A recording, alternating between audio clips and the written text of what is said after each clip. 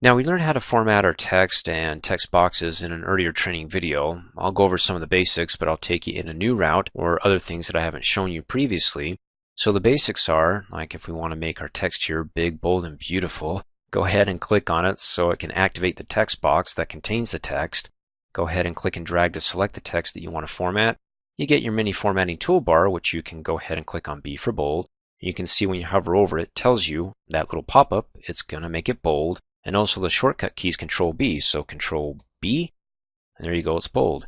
Now, that mini formatting toolbar is going to disappear when you perform that action. So to bring it back up, you can either go ahead and click and drag and reselect it, and it brings it back up. But even so, if you move your mouse out of the way, it disappears, and you try to move it back, it's gone. That way, so it's not in the way if you wanted to do something else. So you can either do that, reselect it, or right-click on the selection.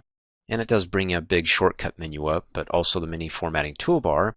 So you can deselect B for bold, make it italics, underline. You can see it right there. That's nice.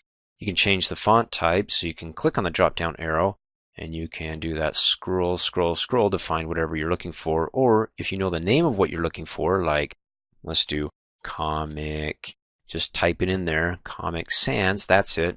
You can see up in the menu, it highlights, thinking, okay, that's it. If it's not that, you can scroll down to see what comes next, and nothing else comes close. So I'll select Comic Sans, or with it typed in there, revealing itself, just hit the Enter key on the keyboard, and hey, we're good to go.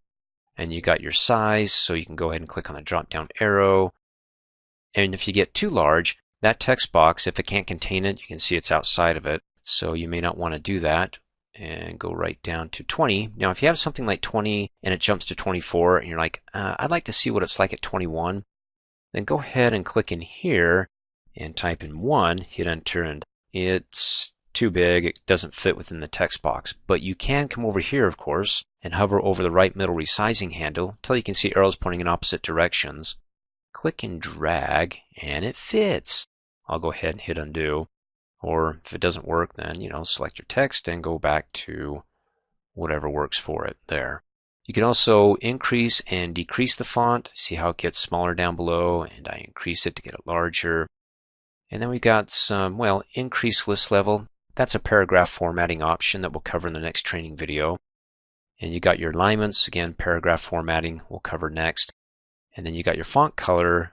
You got the letter A that says, okay, that's your font. It's going to look like a character here, and the red underneath it means that that's the current font color, that if you click on it, it turns it red.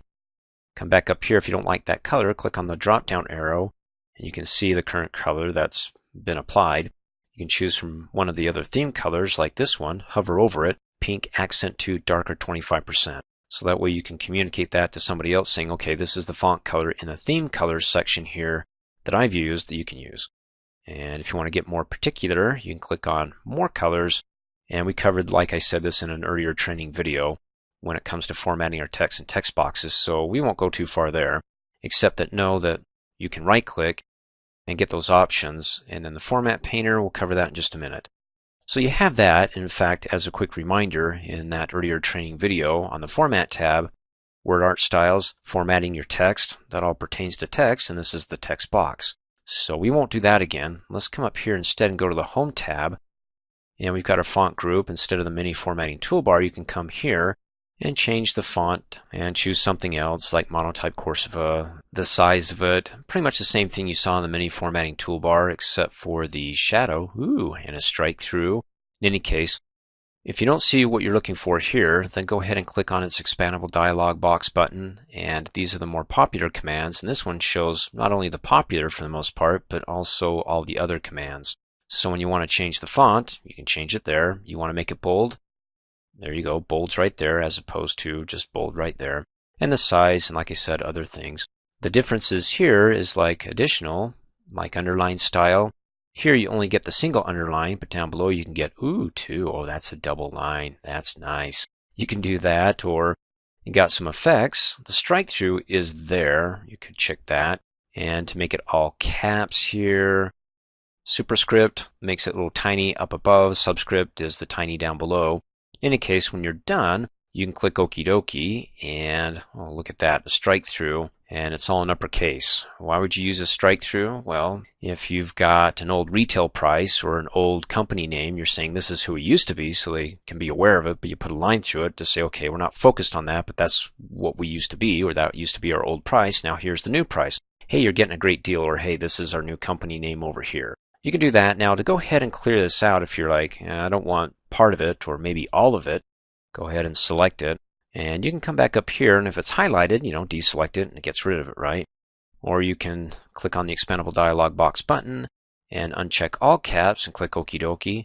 That works. Let me go ahead and hit undo so we can go back to the way it was.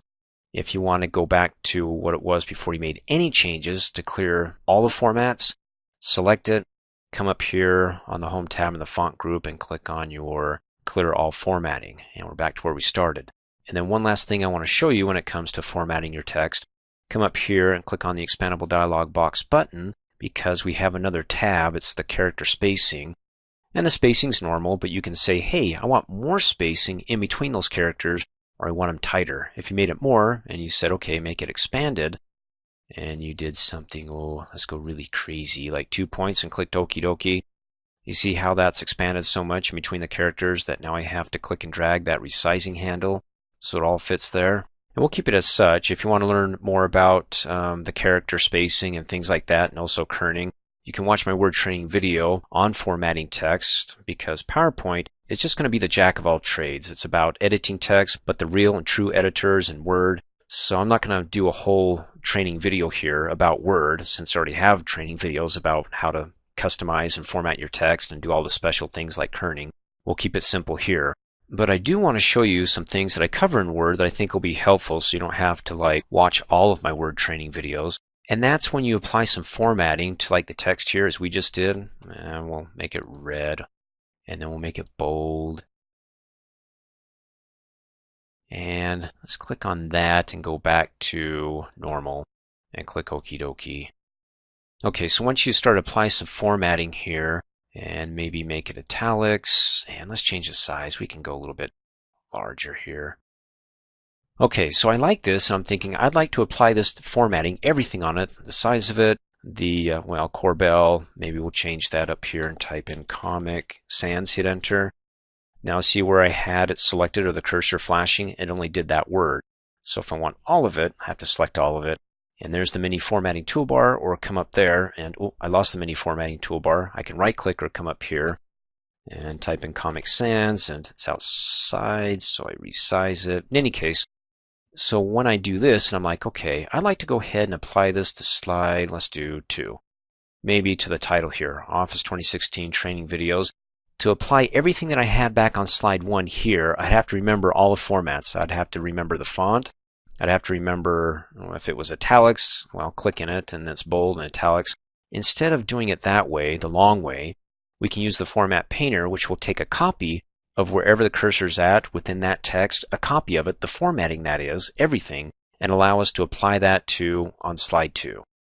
So all I have to do is go ahead and click wherever I want to copy the formatting from. If it makes you feel comfortable, you can go ahead and select what you want to copy the formatting from, but it's all the same here, so why waste time selecting? Where you can just put the cursor, in between the characters that has the same format, it'll just pull that formatting from it. And how does it pull it? From the paintbrush. And you can do it up here on the Home tab in the clipboard group, and there it is, Format Painter. When you hover over it, says, like the look of a particular selection, you can apply that look to other content in the document. And so I'll walk you through that. You can read that, but you can do it there, or you can right click, and it's in the mini formatting toolbar. Click on Format Painter, and as you move your mouse around, you get that brush, right? So once you click on that and you get the brush, the moment you click, wherever the cursor's at, it actually sucks the formatting, the paint as it were, to the Format Painter. So it's on the brush. Be careful, don't start painting, you'll get formatting all over the place. Instead, we want to go to slide 2, and we want to click and drag to apply that to our Office 2016 training videos like that. Oh, isn't that nice? Now, once I click and drag, the paintbrush disappears. But what if I got more painting to do? Oh, that's annoying. No, I got an answer. Instead, just go ahead and click back anywhere where you want to copy the format. And this time, what you want to do, I'll just come up here on the Home tab, is instead of doing a single click, double click really fast. When you double click, it puts it in lock mode. So I can go ahead and click here, here, here, and it doesn't remove the brush. The brush is there forever.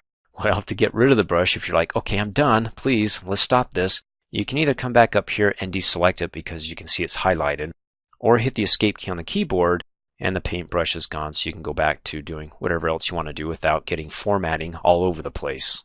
Now that's for the Format Painter. Now another shortcut that I want to show you is the F4 key. The F4 key is like the Format Painter in that it will apply the most recent formatting, which is like coming up here and clicking on your repeat. So if I click on repeat, it repeats what I just did, and that was formatting using the Format Painter in that format, the red, the type of font, the size. So you could do that. I mean, come up here, but if you come in here and you hit the F4 key on the keyboard, it's the same as coming up here and clicking on the repeat option. So that's one way to do it. Or let's do something simple. If I double click this and I say, okay, let's make this not bold. Deselect it so it's no longer bold. And I'm like, okay, I don't want this word to be bold. Double click to select it. You can just hit the F4 key and it does the most recent formatting adjustment. So if you said make it unbold, it does the unbold. Now if I did a combination of it, let's go to another slide because this is getting kind of mucked up with all my formatting. And I said, okay, let's select that. And let's make it, well, let's do something in addition to it. Let's choose a nice color, like let's do that pink accent to darker 25%. And let's also change it from Times New Roman. Let me click in here and actually double click, triple click to select everything within there and do mono, do something just really different. There's monotype Corsiva, hit enter. Okay, so it's a different type of font. Let's get rid of the italics. Looks like it didn't make a difference here. And let's make the size, again, I'm just trying to really make something different.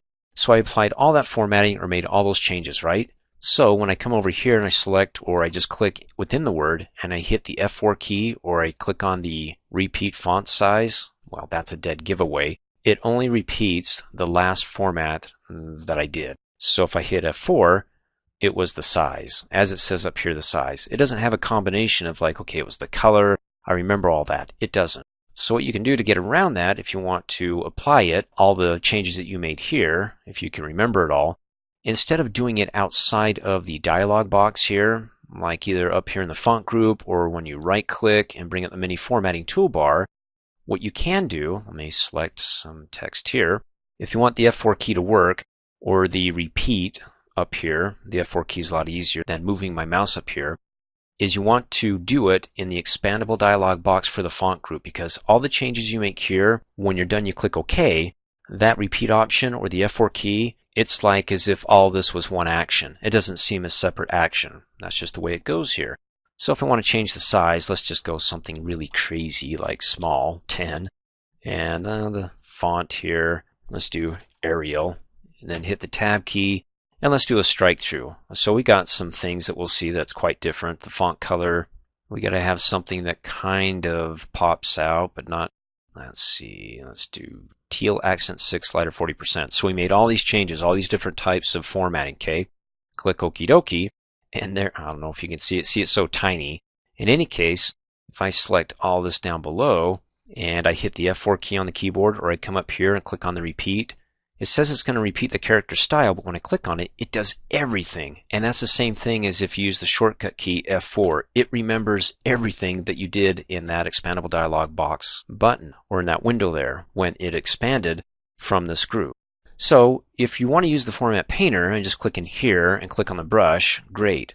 But if you want to be able to have it record everything that you did, so you don't have to use the Format Painter, then do it within the expandable window here from that group and make all your changes there. And then you can go ahead and click on the repeat or hit the F4 key and go from slide to slide to keep applying that crazy format, which doesn't work for me, but it's so tiny. So if I just go ahead and select it and come up here and say clear all, well, it even cleared what I had previously. So don't get too far that you can't back out by hitting your undo arrows here. Undo it. There we go, and I'll just undo everything, but I won't walk you through that. You don't need to see that. Before I show you how to format your paragraphs into columns, numbering, bullets, line spacing, or indents, we need to know what makes a paragraph in Microsoft. or what is a paragraph according to Microsoft. Because in my English class, I was taught that 3 or 4 sentences make up a paragraph, not according to Microsoft, where a paragraph is anywhere where you hit the Enter key on the keyboard, also known as a hard return. So for example, when I go ahead and click on the text to activate the text box so I can start working on the text therein, we've got, I think, about 4 or 5 sentences here. Now, according to my English class, that makes up a paragraph, of course, separated by a blank space here, line. And then I got 3 or 4 more lines here, sentences. But according to Microsoft, are those paragraphs? And why is that important? Because when you start using other features in PowerPoint here, or even Word, I say Microsoft because it applies across the board here with those 2 programs, that when you apply other features, it may just apply to one paragraph or both paragraphs, depending upon if Microsoft sees those as paragraphs. So for example, if I was in Microsoft Word, I'd come up here on the Home tab and go to the font group and click on the Show Hide Codes. Because down below, if this was a paragraph, it would show me a paragraph marker. And I suppose it would have one here, and that could be its own paragraph, and then one down below. So after these lines, from that point, that paragraph marker to the left and up to the next one is considered a paragraph. All those lines would be grouped into one paragraph, what Microsoft would see as a paragraph. So since that's not available in PowerPoint, how can I tell if these are paragraphs according to Microsoft? As you recall in an earlier video, when I double-click, it selects a word. When I triple-click, it selects all the lines within what it considers to be a paragraph. Cool. So if I come down here and triple-click, that's a paragraph, separate from that one up above. In fact, if I come in between and triple-click, that little paragraph marker, yeah, it's its own paragraph according to Microsoft. So that's important. And why? Because when, let's go ahead and do one more example. When I hit Enter before however, is that its own paragraph now? Triple-click to let's see. Yes, it is, because it doesn't select anything above it or below it. And triple-click here, doesn't select that below it, the however, that paragraph, and triple-click and nothing above. And in fact, you'd come in here and hit Enter to make it appear to us that it's more separated and that's its own paragraph. However, let's hit the backspace key a couple of times to delete those hard returns. If you add a soft return, which is by gently hitting the Enter key on the keyboard, no, I'm kidding. It's holding down the Shift key. When you hold down the Shift key and hit Enter, that's known as a soft return. And soft returns are not seen as separate paragraphs, although it appears to us by Microsoft. So if I go ahead and I triple-click up here, it selects even that down below, even though what we did previously by hitting the Enter key, a hard return, it saw it as something separate. So let's do it again. Shift Enter, another soft return. So we have 2 soft returns. And if you saw the coding in Microsoft Word, it would show, instead of paragraph markers for soft returns, these little arrows pointing back and in on themselves. So you can see the difference between the two. But again, it's not available in PowerPoint. So if I come up here and triple-click, again, even though it looks like to us they're separate paragraphs, not according to Microsoft, and that's important. And so why would you want to use soft returns anyways? Well, one reason is that if you want to go ahead and make it appear to others that they're 2 separate paragraphs, points of focus, thoughts, ideas, then you'd use the soft return. That is, if you want to be able to apply formatting to, well, those 2 lines that are viewed as one paragraph without having to go ahead and say, okay, let me apply it to this one, then I got to go to the next one because that's seen as a separate. Not according to Microsoft right now, it sees all this as one. But the way we see it, they're 2 separate ones.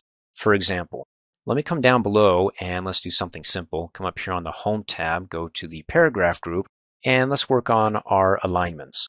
So the default that's highlighted is left align. So notice how I'm not selecting all the lines within the paragraph. When I apply this, like I want to center it, it'll update that paragraph because it can see the hard returns, the code before that and after, and not apply to all the text within the text box.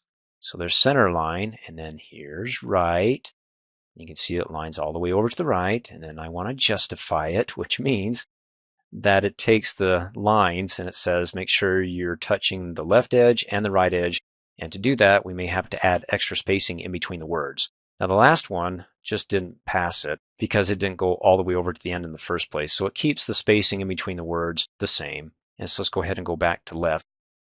So it applied just to that paragraph. But if I come up here and I click anywhere there and I say center, and you're like, oh, what the fudge? It applied to this second paragraph. Up. Is that really a second paragraph?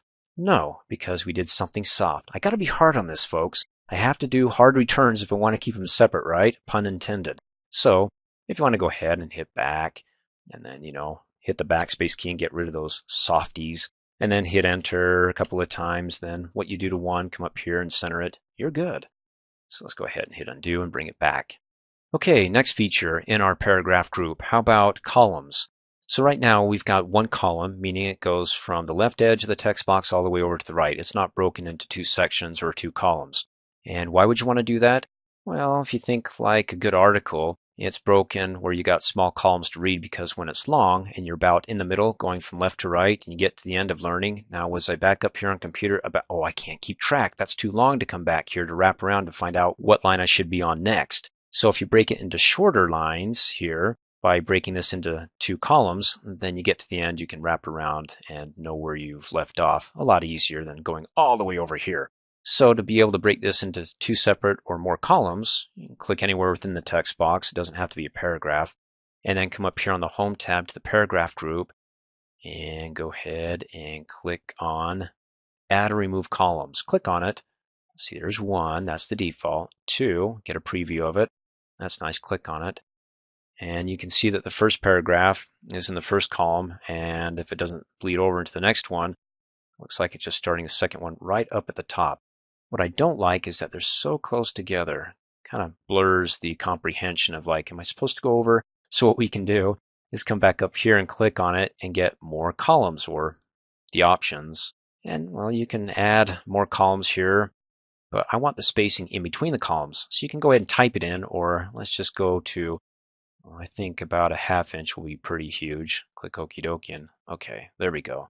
That's nicer. And if I want to go back to one column, of course you can do that. And then next, let's go ahead and go over text direction. So with my cursor flashing anywhere within the text box here, come up on the Home tab, again, paragraph group. We'll be staying here pretty much throughout the entire video. And let's change it from our default horizontal text direction to rotate. Ooh, that's pretty crazy. Unless everybody was at a seminar for beds and laying on their pillows getting this presentation, that ain't working. So how about instead, let's see, they're stacked, and that's not going to work. To kind of drive the point home, let's create a text box right here really quick that, since it's about us, let's type in Dreamforce and have a pull focus or pull quote where we're taking part of the text and putting in what's called a text box where you're pulling, well, it's not exactly a quote, but part of the text and putting in a box here. So we can do that by coming up here on the Insert tab, going to the text group and doing text box, and clicking and dragging about yay big. Okay, it's going to be the company that we're focused on, Dreamforce. And then we need to change the direction of it. So we come back up here to the paragraph group, and we click on text direction. And we want it stacked. Now, it's not going to be stacked after we selected it because look at the shape of the box. I mean, that's just kooky. We got to have more spacing vertically so it can stack appropriately. So we got to hover over the bottom middle resizing handle until we can see arrows pointing up and down, and then click and drag. And you can see how it's starting to come in, but not quite yet. So click and drag some more. There we go. Now it's stacked. And of course, you can go ahead and click and drag to select your text and make it bold and change the size to 20. You see that? Let me give it some red. It's doing what's called text wrapping. So it's not going to push it open to make it fit, but it's wrapping. And so if you want to learn more about this option that's turned on for this text box, you can come up here on the Home tab, go to the paragraph group, and click on the text direction to more options, and it opens up the task pane. And then it goes right to the text options as opposed to shape. We're focused on text. And of the three options, it's this one right here, the text box. And you can see down below how it's wrapping the text in the shape. You can go ahead and click and drag the middle resizing handle down further, or just uncheck that and it automatically fits. Whatever works best for you, but there we go. See, that makes more sense to me and why you'd want to use that. Nice. Okay, next, let's go about line spacing here. So spacing in between the lines. Maybe you're happy with the default single spacing, but if you'd like maybe 1.5 spacing or double spacing between your lines here, if you just want it for this paragraph, then just click in that paragraph and then come up here to the paragraph group and click on the line spacing. And then there's 1.5. Hover over it to get a preview of it. See that? Okay, that's fine. And it only applies to that one because I didn't select the other paragraph with it. And we can go down and see what other options we get. Line spacing. Well, we get the alignment. We already covered that here, but you get it in this box as well.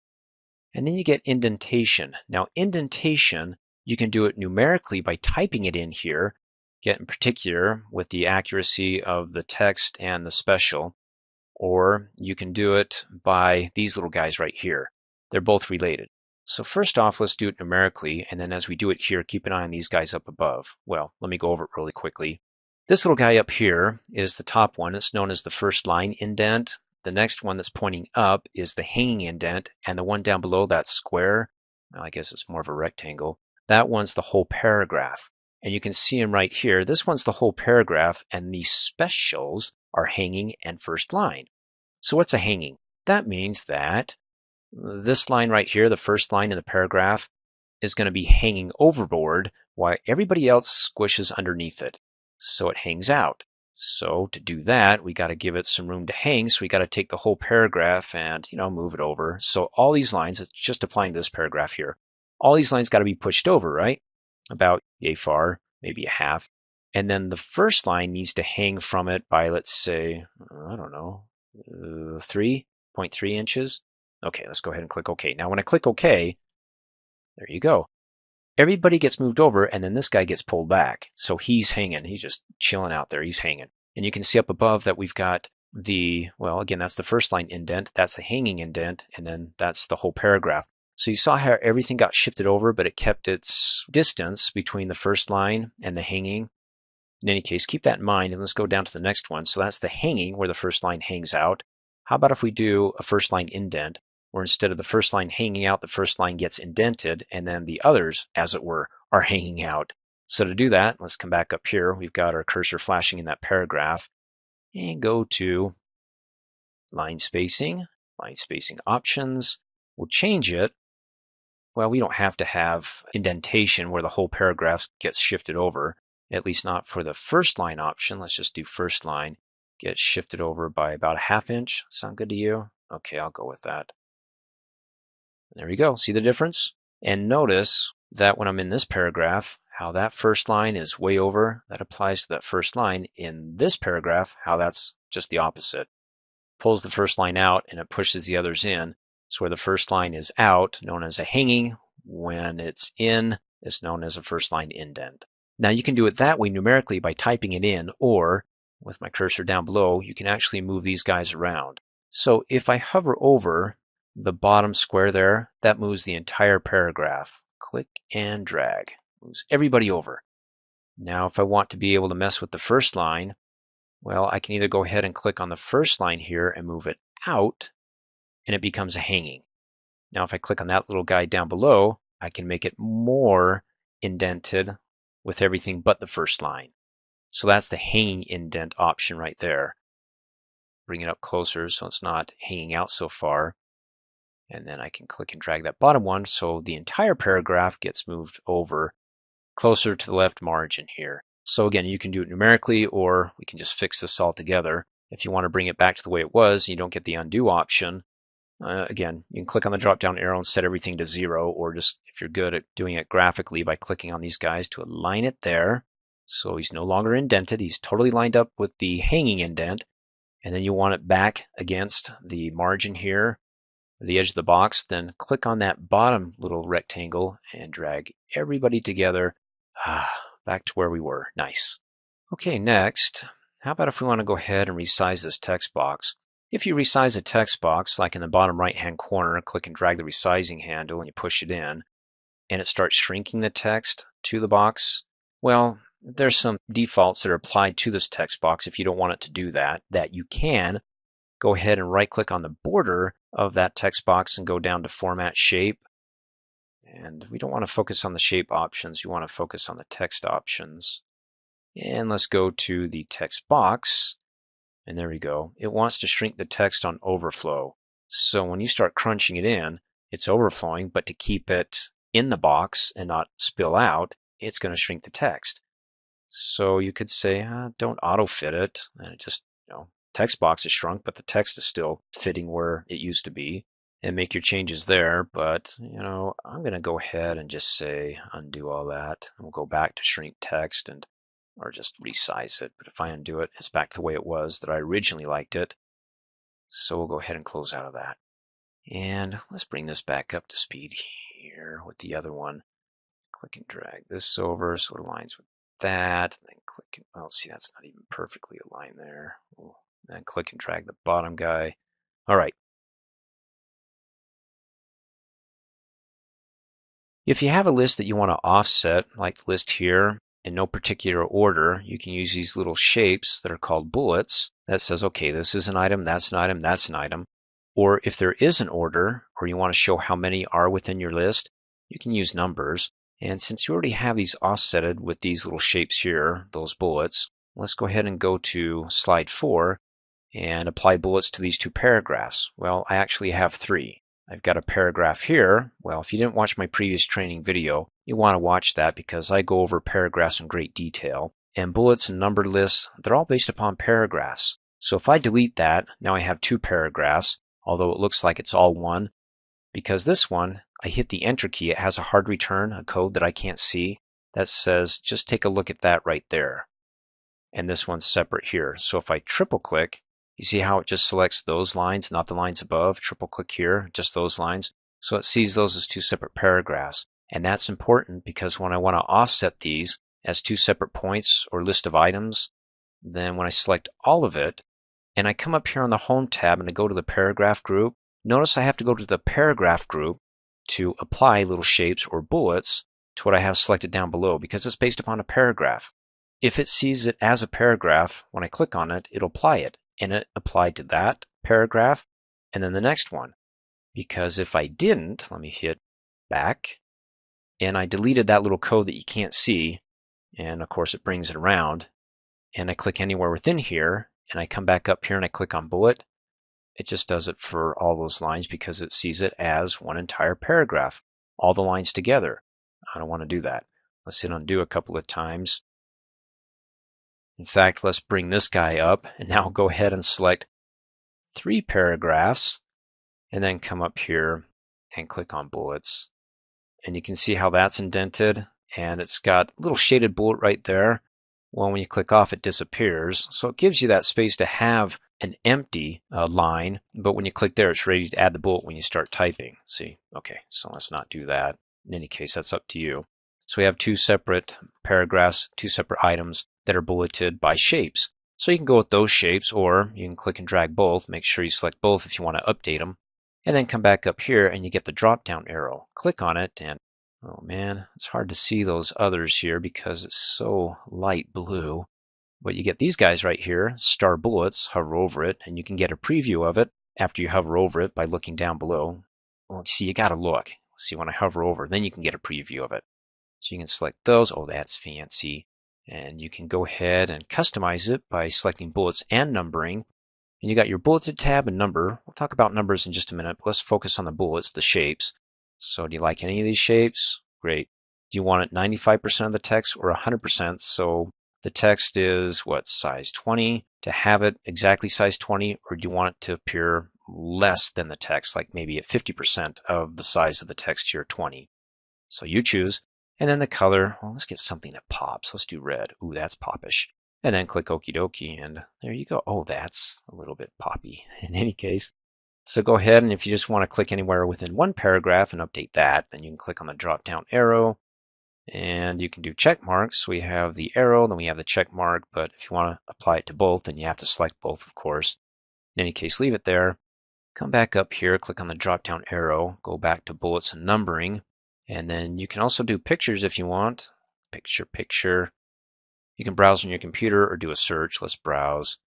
And let's go back to pictures. Sample, chrysanthemum, double click. Oh, I don't know if you can see it. It's so teeny tiny, but it is a chrysanthemum. I can verify that. In any case, do it for pictures. And then come back up here, click on the drop down arrow, and it stays there. And let's do bullets and numbering again.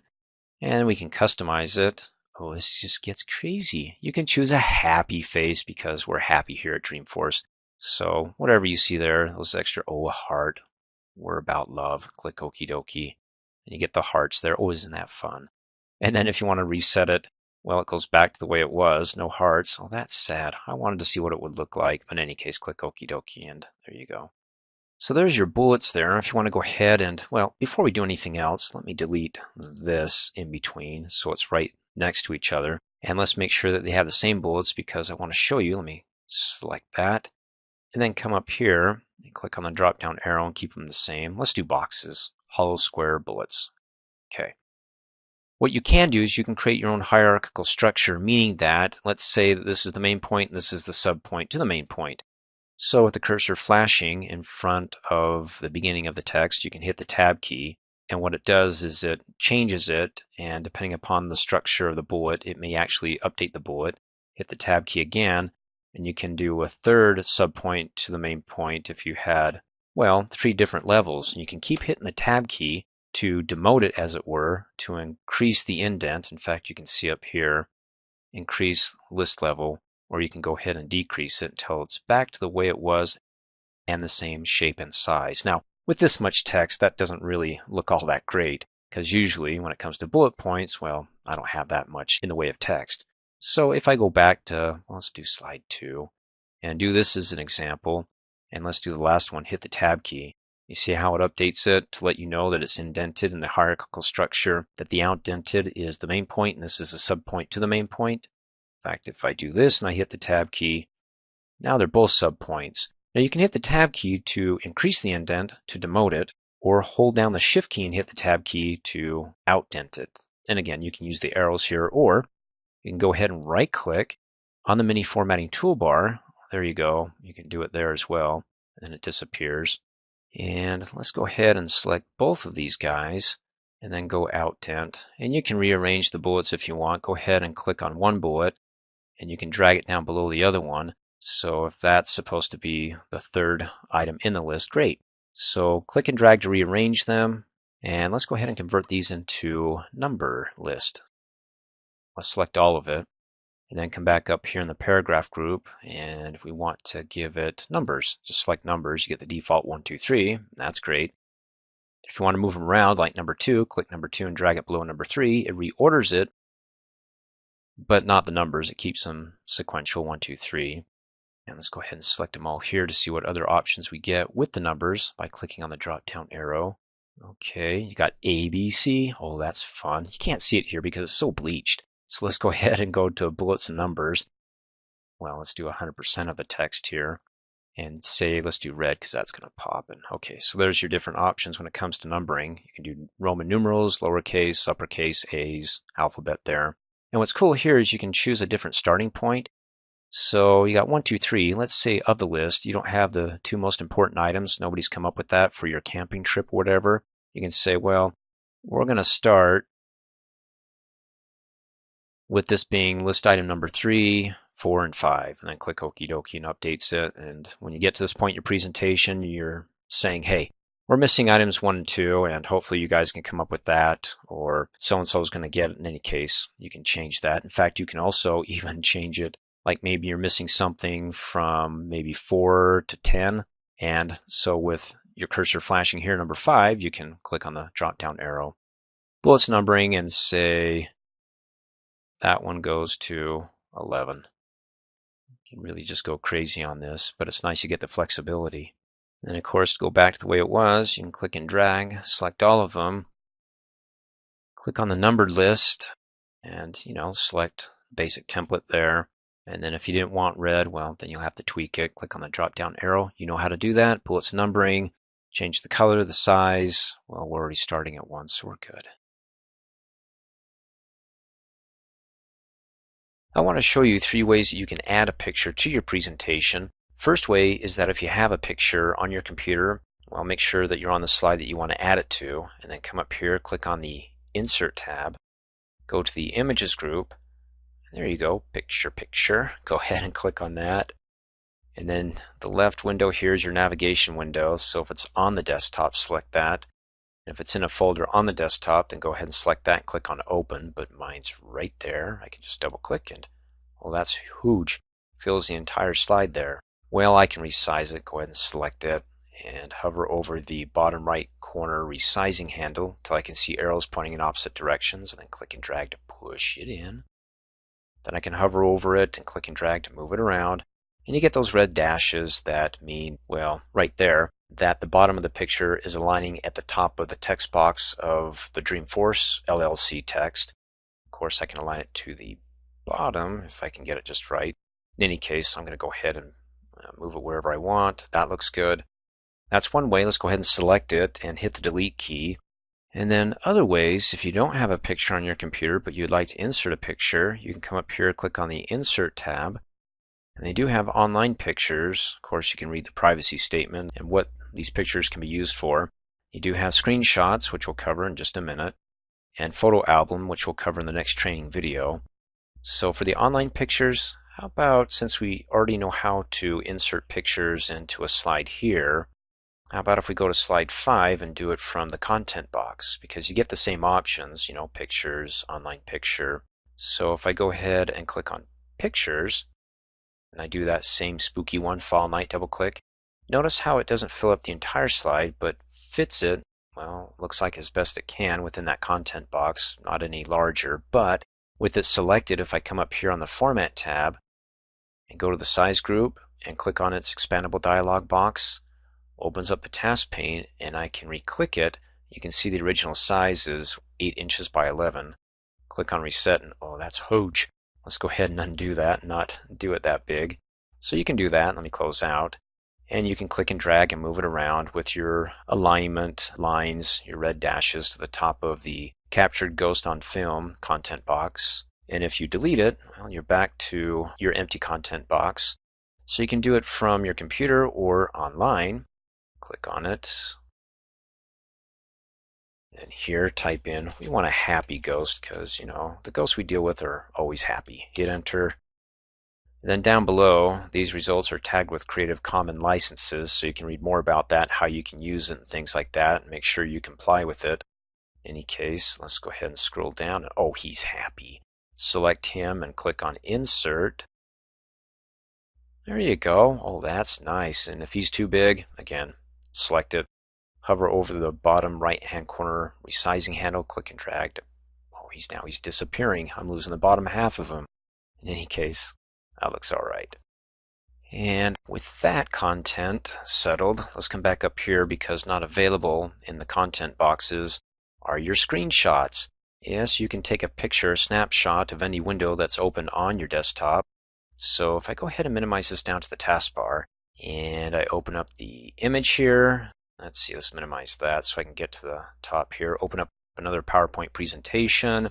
Let's go to slide 3 and let's minimize that. Come over here and double click and open up the exercises folder, and then let's go ahead and restore all these here and that. And I'm doing this for a point. Let me go back to, let's see, which one is it? It's this guy right here. That's where we're at. So if I want to go ahead and take a snapshot, like let's say of that part of that presentation, slide 3 right there, not include the slide itself, just a snapshot of it, then come up here on the Insert tab, click on Screenshot, and there's all the screens there. So I want this one, right? Go ahead and click on it, and it takes a snapshot of it. Isn't that fun? But what if I didn't want the entire screen, just maybe this part of that screen, or that window that's open on my desktop?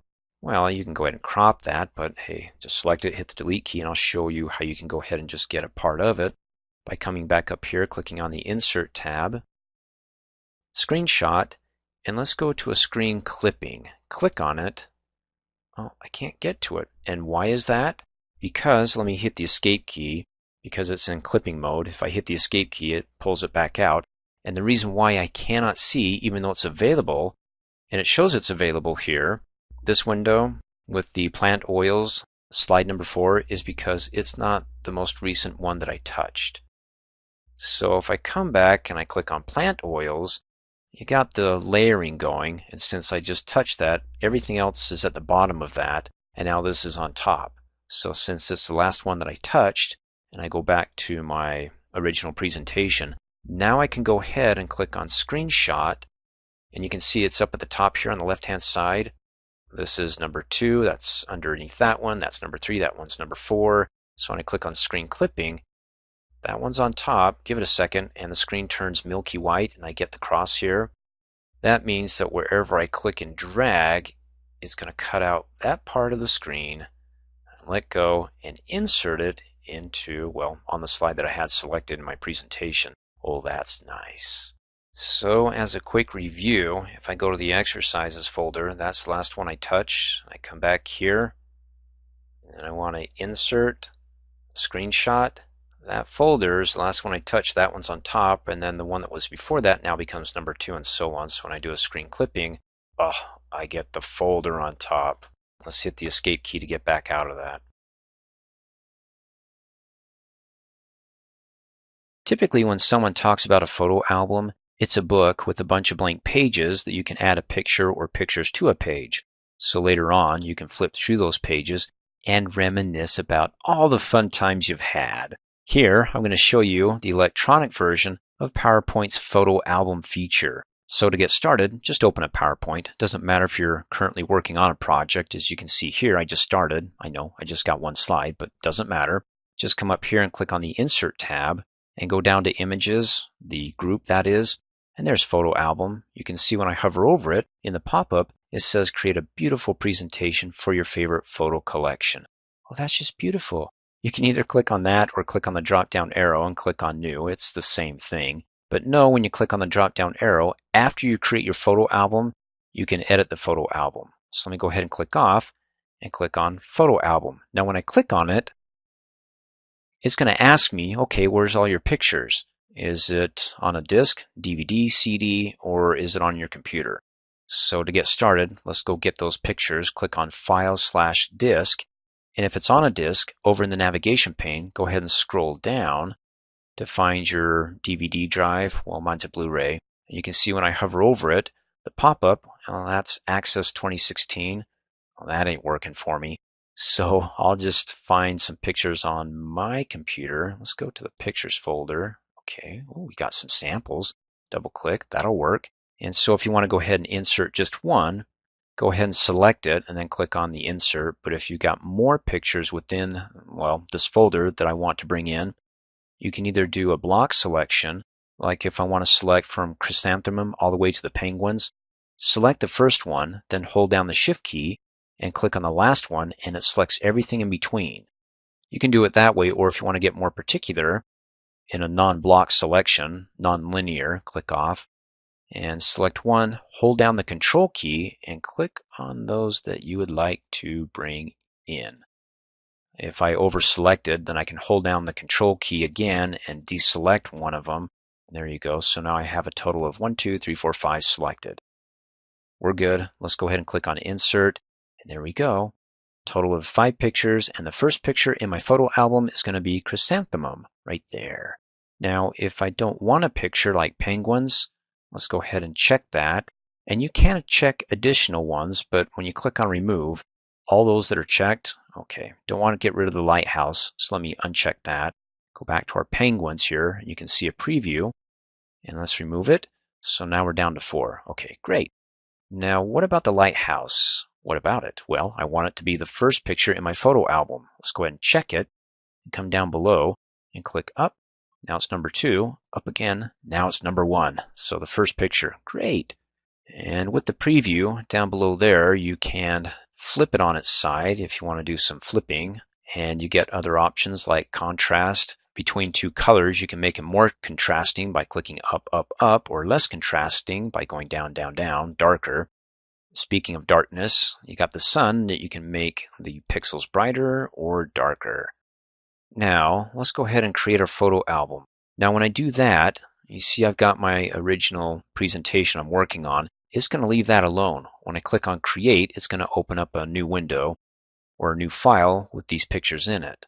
So let's go ahead and click on Create. Opens up a second button with its corresponding window. A new file called Presentation 1 as opposed to, well, what I was working on previously. So it leaves it alone. That's good. Let's go ahead and click on the button to restore this window here. And that means I need to save it because, what the heck is Presentation 1? So let's come up here and click on Save. Forces a Save As. And this is going to be Kurt's photo album. And then go ahead and click Save. And there we go. Up in the title bar, it updates it. So now that I have it saved, Let's see what we got. Okay, the first slide is the title slide, and it's got the title photo album. And ooh, how did it know it was me? Well, that's spooky. Well, as you recall in an earlier training video, when you go backstage, there's the user information that you can type in your name, and that pulls it in here from there. Come up here, click on the File tab, go down to Properties, and this is a quick review. General selected by default. Come down to the Personalize your copy of Microsoft Office, not PowerPoint, but all the Office applications. Whatever you type in here for your username will be, well, you'll be the author, and it will update, and in this case, over on the title slide as the author.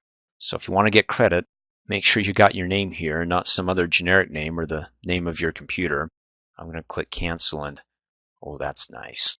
So there's slide 1. This is about My Photo Album by Kurt Kershaw, or A Photo Album. You can go ahead and change it and say it's Kurt's Photo Album. Okay, that's more accurate. Oh, it doesn't like my name. Well, that's horrifying. Let's right-click on it and go down to Add it to the dictionary. Okay, better. Click off. Congratulations, we just learned how to go ahead and take something that's misspelled with the red squiggly underneath it and say, don't see it as something that's misspelled. Add that to my dictionary. In any case, there's my title slide. Now it's up to date. And there's slide 2 with the picture. You can see over in the thumbnails here, slide 3, 4, and 5. Okay, let's go ahead and update this, make some changes by coming up here, clicking on the Insert tab, and going to the Images group.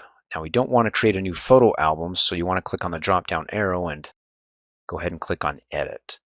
So that way you can go ahead and select any additional ones and remove them if you want to remove them, or click on File to add more, or do all the other changes we talked about here. Next, down below, you can change the layout of the album. Right now is going to fit the picture to one slide. So if the picture is smaller, it's going to stretch it so it fits the entire slide.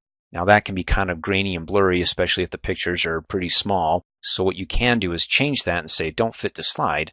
Just give me still one picture per slide, but just keep it at its original size. So you can do that, or click on the drop down arrow. You can do 2 pictures per slide, or you can do 2 pictures with the title. Let's just go ahead and keep it simple and do 2 pictures. Now when I select that, notice up here we've got 1, 2, 3, 4, 1 picture for each slide. When I go to 2, it updates it, so we've got on one slide 2 pictures, the second slide 2 pictures. And then over to the right here you get a sample preview of what the layout's going to look like, including the shape. And the shapes are pointed at the edges because, well, that's what pictures typically look like. You can come over here to the frame shape and say, instead of being rectangular, let's do rounded rectangle. Select that and you can see that the pointy ends are rounded now. And then before I go ahead and click Update, how about the theme? Now right now the theme, the background color for the slides is black. I can go ahead and see what's available by clicking on the Browse button. And hey, looky there, those different themes. The background will be that color, and that one's green, and this one's white. I'll go with that. And if you can't see these, it might be up here on the command bar in List View. So, well, click on the drop-down arrow and go to Large. And there's, oh, Integral, that pattern. That's too busy for me. So let me go ahead and select Office and click on Select. And then now when I click on Update, remember, 2 pictures per slide, and then we're going to have rounded pictures. The edges will be rounded, and then we'll have a white background, at least as part of the theme. And as you recall, a theme is a combination of colors, fonts, and effects. So one of the big changes will be the background. Click on Update, and there we go, no black background. So when we go to slide 2, hey, there we go, 2 pictures per slide, and they're rounded. Great. Let's see what else is available. Let's come up here and go back to Photo Album to Edit. And we get the option to add captions because I don't know about you, but a picture, even though it's worth 1,000 words, just adding a few more words could really explain it. So you can go ahead and check captions below all pictures. So all your pictures will have a little area here below it for you to type in explaining about the picture. Now, if you can do it in a few words, that's what's good about a caption. But if you want, well, something more than just a simple synopsis, a caption below each picture, then go ahead and add a text box next to each picture. So we've got 2 pictures per slide. when I select the lighthouse and I click on New Text Box, it bumps the second picture onto slide number 2 because it's going to be, well, the picture on the left-hand side, lighthouse, and on the right-hand side, a text box. So right now, I'm going to have a caption below the lighthouse, and then to the right of that, I'm going to have a text box. So the caption could be, well, something simple and short, and if somebody wants to learn more about what they're looking at, then you can explain it in full detail over on the right-hand side. In fact, let's go ahead and add a text box to slide 2 for the chrysanthemum, and then we'll leave slide 3 just 2 pictures there. So let's go ahead and click on Update. Okay, so here's the first slide, the second slide. Hey, there we go. There's the caption right below it, and here's the text box. So the lighthouse, click in here, and you can say, well, it's a lighthouse, and then type in something like a little bit more detail of the meaning behind it, something that's quick and to the point. Okay, we're got bit by a nasty snake. Oh, that ought to grab your attention, and then you can go into full detail about how your eye swelled up like a balloon and just popped from being allergic to snake venom and whatever else you want to add. So, go ahead and delete the text in there and say something like, it was a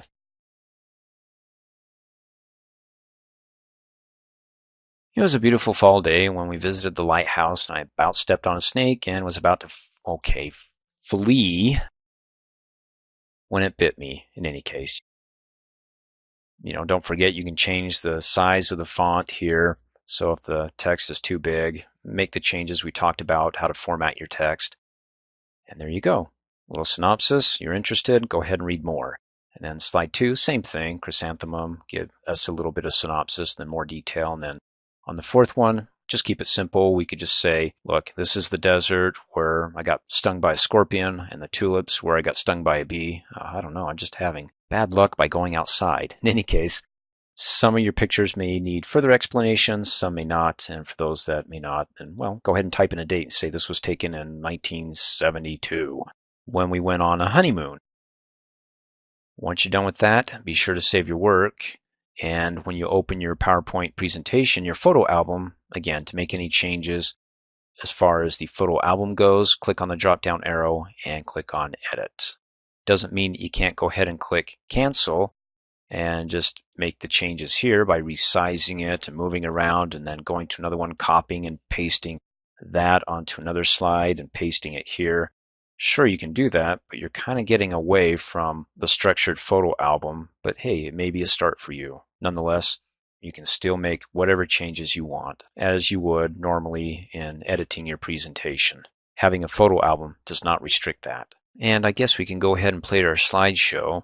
If I come down below on the status bar and click on slideshow, so it plays from my current slide when I click on that. So if I hit the escape key, I want to play from the very first one, select it, then come down below. And I'll show you all the different tips, tricks when it comes to viewing your slideshow in a later training video. But let's begin from the first one here.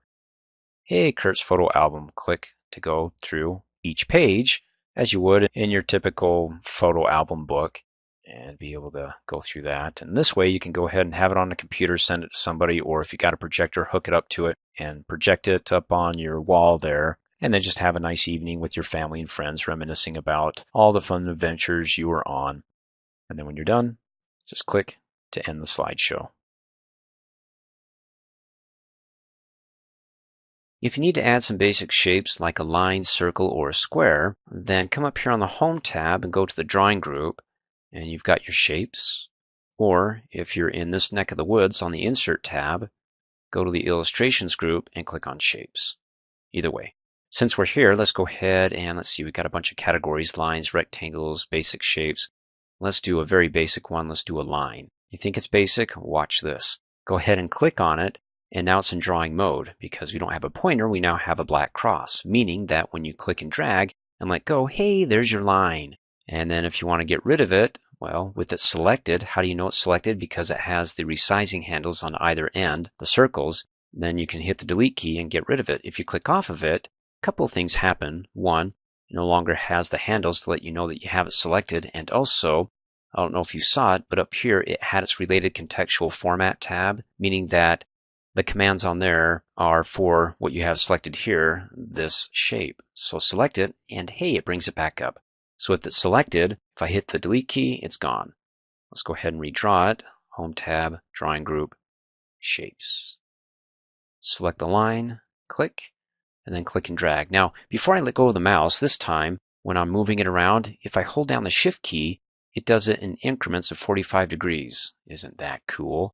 So if you really want it flat, hold down the shift key to help you out, or at a 45-degree angle.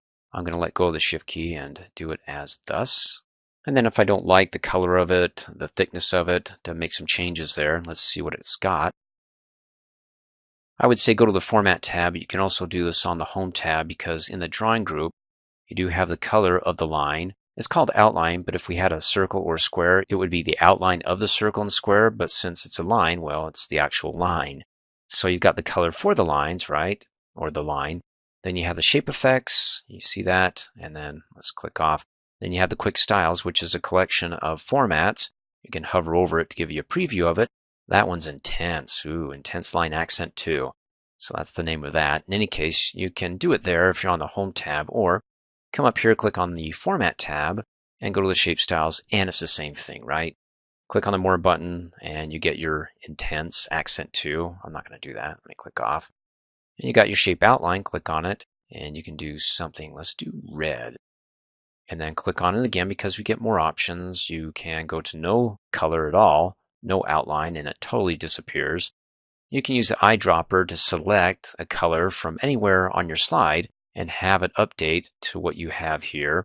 So like, the blue-gray will update that line to the blue-gray. You can change the thickness of it, make it something thicker. But if you want something even more than what you see there, then click on the shape outline again.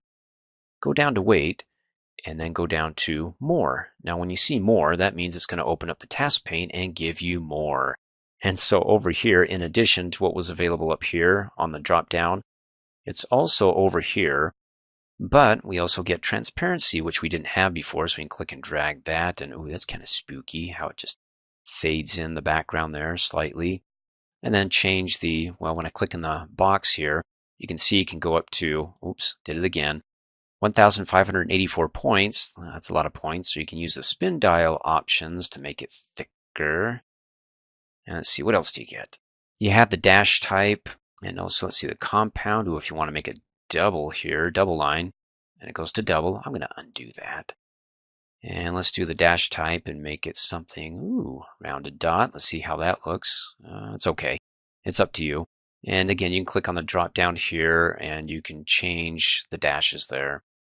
So the cap type, when I click off of it, you see how it's square? Of course, now since I don't have it selected, I don't get the related contextual format tab, and it updates the task pane to the background, which is my black to, let's see, blue-gray. You can see it over here. The gradient goes from black, kind of gets a little bit not as black here than to the blue-gray. So if I go ahead and select my line, then it updates it over here so I can make my changes to the selection. And so we've got the cap type as flat. If I want to make it round, and click off, now it's round. Well, everything's round, so it's not capped, the line itself and also the outer ends. Let's go ahead and select it.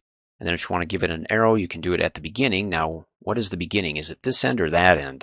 Well, click on it and then select it, and it's that end. And if you're like, no, I don't want it that end, then change it back to no arrow, and then go down to the end arrow and flip it so it's at the other end. You can do it that way, or again, come up here, click on Shape Outline, and there's your arrow options to one end or the other, or both ends for that matter.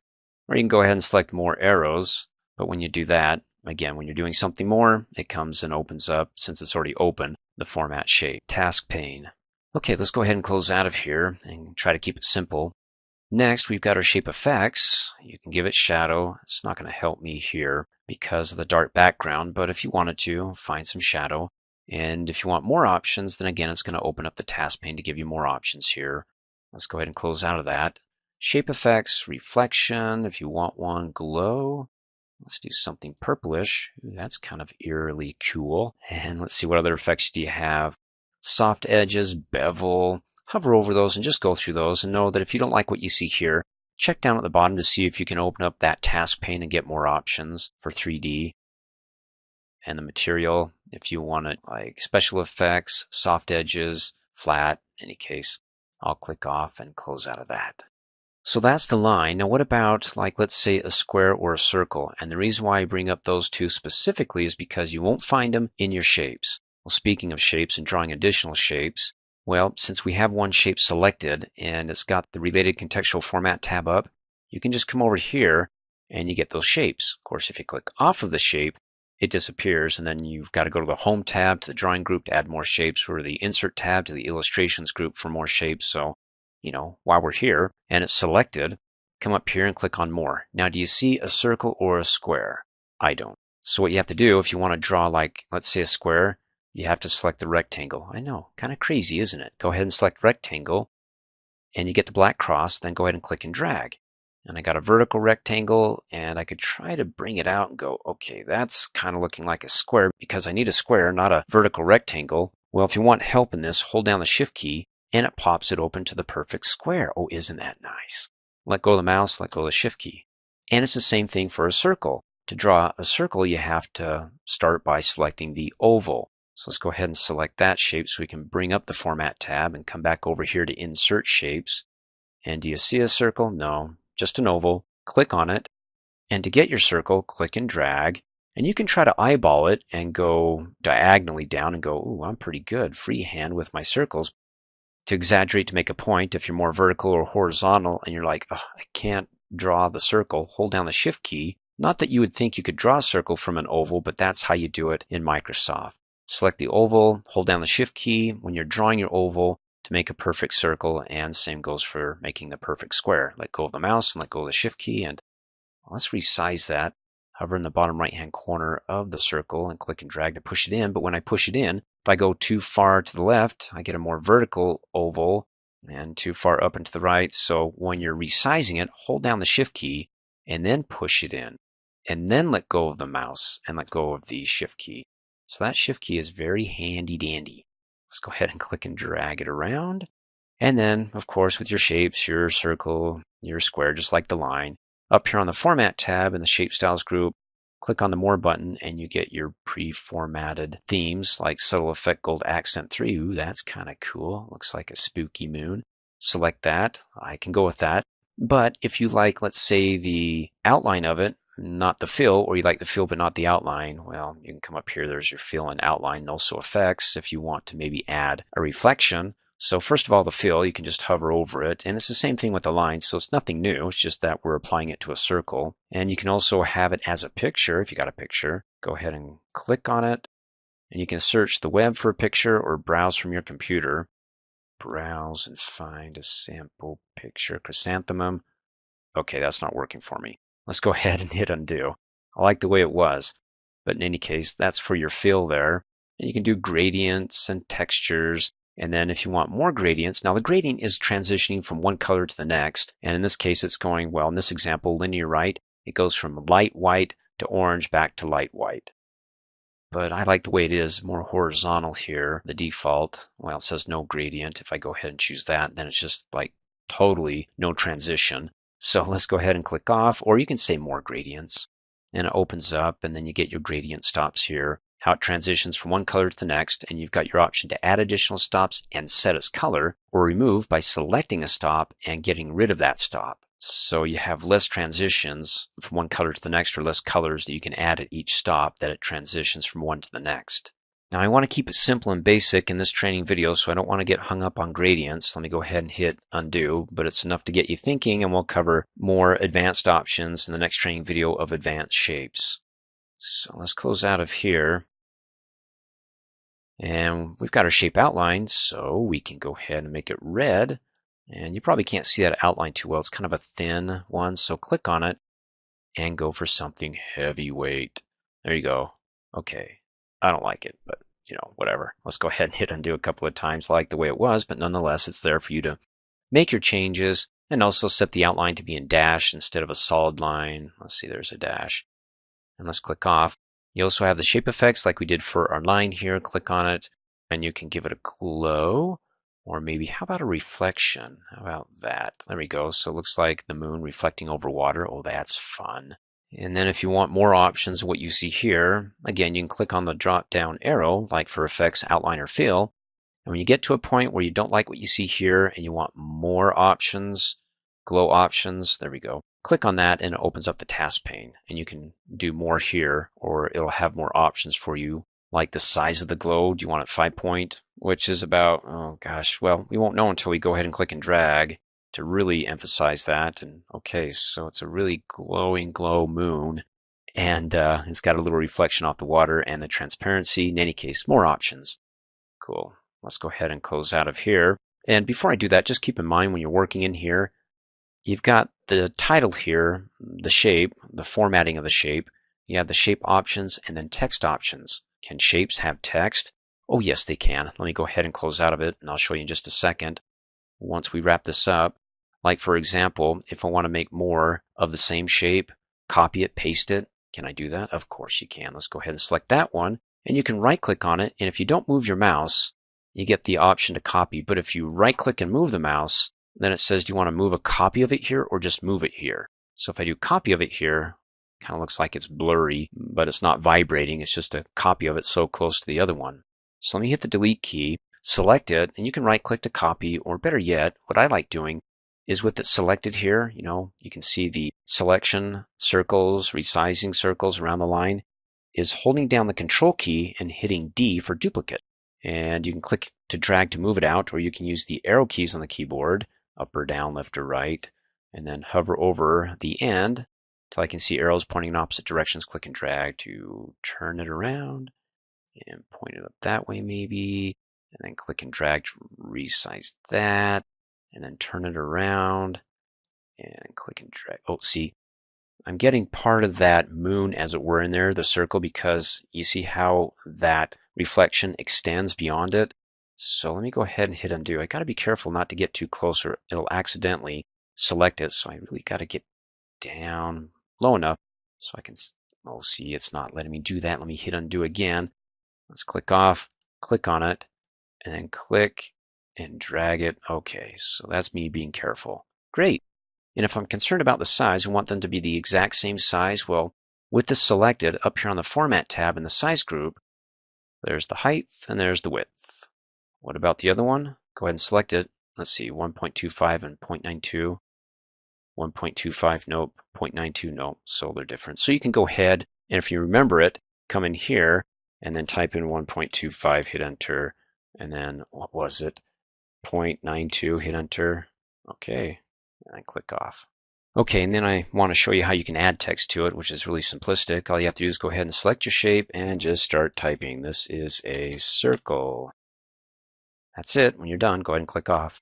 You can also right click on it and go to edit text. Well, it doesn't have any text in it, I know, but when you click on edit, the cursor is flashing within it, and you can type in whatever you want.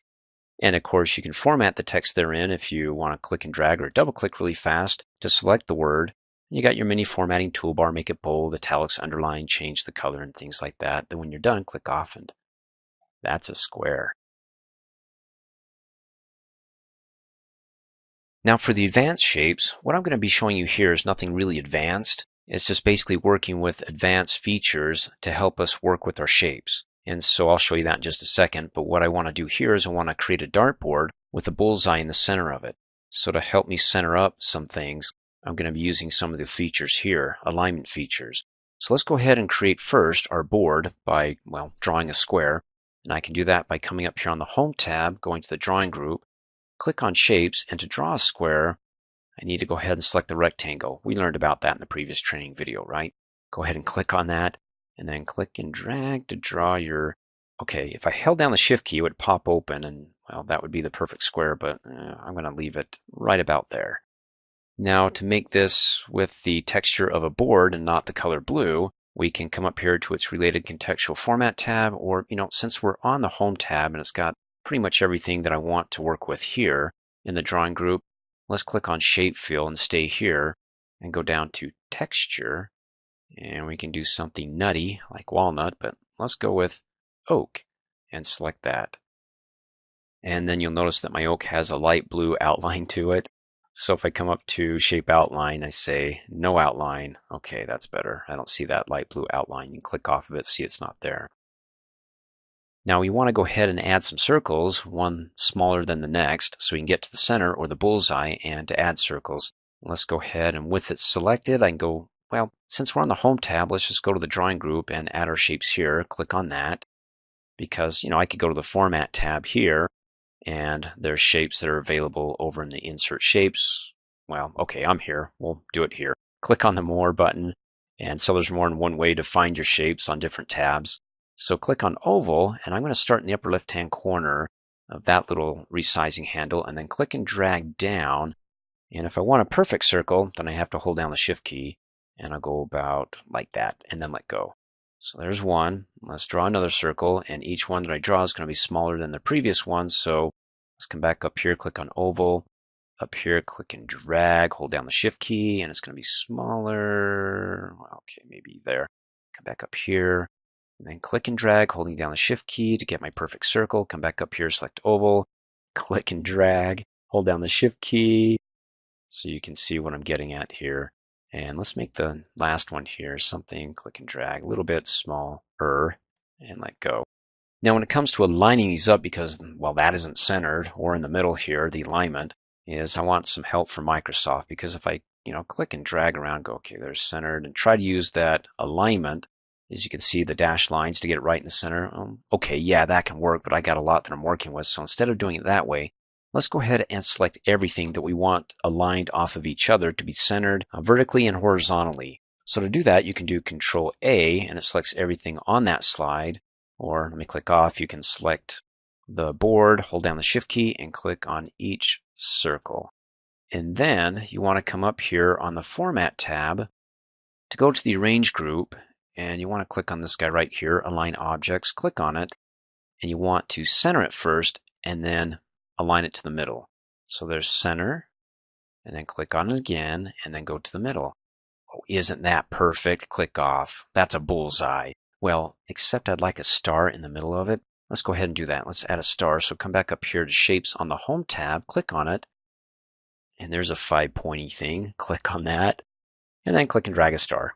Now, if you want to keep it perfectly proportional, hold down the Shift key, and then you can push it in and let go. And if it's not aligned exactly right, well, you can click and drag and try to get it aligned in there. But you know what? If I hold down the Shift key and click on that inner circle, and I want to do the same thing, so let's see, Home tab. Remember, the alignment was on the Format tab, but since I'm on the Home tab, if I go to the Drawing group and click on Arrange, I have to go down to Find Align there, instead of on the Format tab where Align was right there when you can click on it. Microsoft does have their features in various places, and so we want to align to the center, and then click on Arrange again, because then when we align next, it's going to be to the middle. Click off. Cool. And then you can go ahead and color it. Okay, the star's got to be yellow, or let's come up here, shape fill to yellow. And then you can color your circles here. I'm going to select the innermost circle, then the next one, then the outer one. And let's go ahead and do shape fill. Or you got quick styles here if you want to choose something there, but yeah, that's not me. Let's go ahead and do shape fill. And let's do something gradient. Oh, that's gradient. Let's go to more gradients here. And so when I select that, it opens up here, and it's going with solid fill, so I have to come over here and select gradient fill. And oh, that looks pretty cool. So what it's doing down below at the gradient stops, it says start with white, and then go over and stop. And you can see when I hover over it, ice blue accent 1 lighter 55%, and the next one is exact same thing. And then it goes over to lighter 70%. So would it really make a difference if I select one of these stops and deleted it? Just a little bit. If you rewind the video, it just jumped up just a little bit. So it does have that extra stop there, and you can hit undo if you see how it went darker. In any case, you can go with that. You can say, well, I don't want it to stop at a lighter blue. I would like it to stop at, click on the drop down arrow and do red. Ooh, that's getting kind of kooky. Now that's the direction of the gradient. And you do have presets. The type that we're looking at is linear. You can do radial from the center out, or rectangular. If I do radial, okay, see how that goes from basically the center out, but it's stopping pretty late when it transitions to red, and then it doesn't have much for the blues to work with. And you can change the direction And so they're centered. You don't see much of it, just kind of gives you a little light outline behind the star. And so you could really have a lot of fun playing with this. So I'm going to go ahead and hit undo for the most part and go back to that lighter blue because that was cool. And then how about if I select the other two dark blue circles that don't have a gradient applied to it and select gradient. Okay, now I got to have something different, otherwise it doesn't look different. So if I go ahead and select the first stop and say, well, you know what, let's go ahead and just start with, let's do blue, solid blue. And then when we get over here to the final stop, let's see what happens when we choose red. So dark blue, then it transitions to a lighter blue, then it goes to red. But if I go ahead and select these and get rid of the in-betweeners, then you can see how it just doesn't transition from blue to lighter down to lighter red to dark red. It just goes from blue and right to red. But if you want some transition control where it doesn't transition so early or so late, then go ahead and say you want to add one, and then you can control that. See how it, oh, that's cool. So I get more blue before it transitions to the red. Oh, that's nice. So it looks like kind of a sunset. Oh, I'm pleased with myself. Except I'm not really keen on the light blue being outside of it now, being that light with what I've got going. But in any case, your flavor, you choose what you like. Let's go ahead and click off of it and close out of it. Let's go ahead and create arrows. Let's pretend that this is a presentation about our sales. How for 2016, we didn't hit quite the mark. In 2017, we hit it right on the bullseye. So if you want to go ahead and do something like that, let's add shapes or arrows. Come up here on the Home tab to the Drawing group, click on Shapes, and we'll do an arrow. Then we'll just go ahead and see how we can focus when we're drawing on the inner circle or the star, how it selects that depending on what we have hovered over. But when I click and drag, there's that. And of course it needs to be thicker and all that other good stuff. So shape outline needs to be something thicker, weightier, and well, the blue's kind of blending too much, and the arrow's pointing in the opposite direction, but we know how to change that. Click on it from the previous training video, go down to arrows, and say flip, and so it turns. And then we need, let's see, outline color. Will red really pop? It does. How about purple? Is that, well, it's too dark. How about orange? Maybe. Orange accent 6, darker 25%. Okay, I'm not feeling like an artiste right now, but you get the idea. So you can click and drag, move around, and let's go ahead and duplicate this.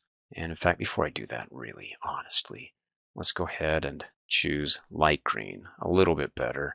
And then let's go ahead and do Control D to duplicate that, and then click and drag that guy down, and then take the tail end, that circle, the resizing handle, click and drag and turn it around, and then click and drag and point it right on the bullseye here. And then that's where we hit in 2016. Maybe we want to shrink it up because over to the right-hand side, I want to add what are called callouts, thought bubbles. I don't know, back in the 80s when you got the newspaper, I would read the cartoon section, and you had the characters that when they talked, they had a little circle above them and a little, funnel that went to their mouth to show you that, hey, they're talking or they're thinking. So that can be found up here, shapes, and you can come down here to what's called a call out. See, that's where they're thinking, thought bubble, cloud. Let's go ahead and select this one, a speech bubble, oval. Select it, and then just go ahead and click and drag to create your oval speech bubble. And then you can grab that little teeny tiny pointer and drag them up so it points right to that arrow. And then you can just go ahead and say something like, just start typing, 2016 sales, hit enter, not on target. And we're just very frustrated with that. And then you could go ahead and, with it selected, by clicking on the border, Control D to duplicate that, and then you can click and drag and move that around and put it at the tail end of the other, and then change that to, delete it, 2017. And then, of course, like any other shape, you can, right-click on the border of it and get some options here, shape fill to change it. You can do gradients, you can do pictures, something like that. And you can select that, come up here, do your shape fills up there if you don't want to right-click on it, and select that, and let me click off of it. It's not the best that I've ever have put together as far as colors go, but you get the point. One last thing, with all this put together, if you want to move this around a bit, or maybe we got a second slide we want to move that to, or make a copy of it, well, when it comes to moving, it gets kind of hard because when I click it, oh, that doesn't work. I have to select all of them. Let me hit undo. So you'd have to go ahead and, Control A to select all of them, or if you only want to select parts, click off and, hold down the Shift key and click all of those that you want to add In any case, Control A works for me. Now once you have them all there, then you can go ahead and click and drag and move them around. And then when you click off, then you have to reselect all of them again to move all of them as a whole.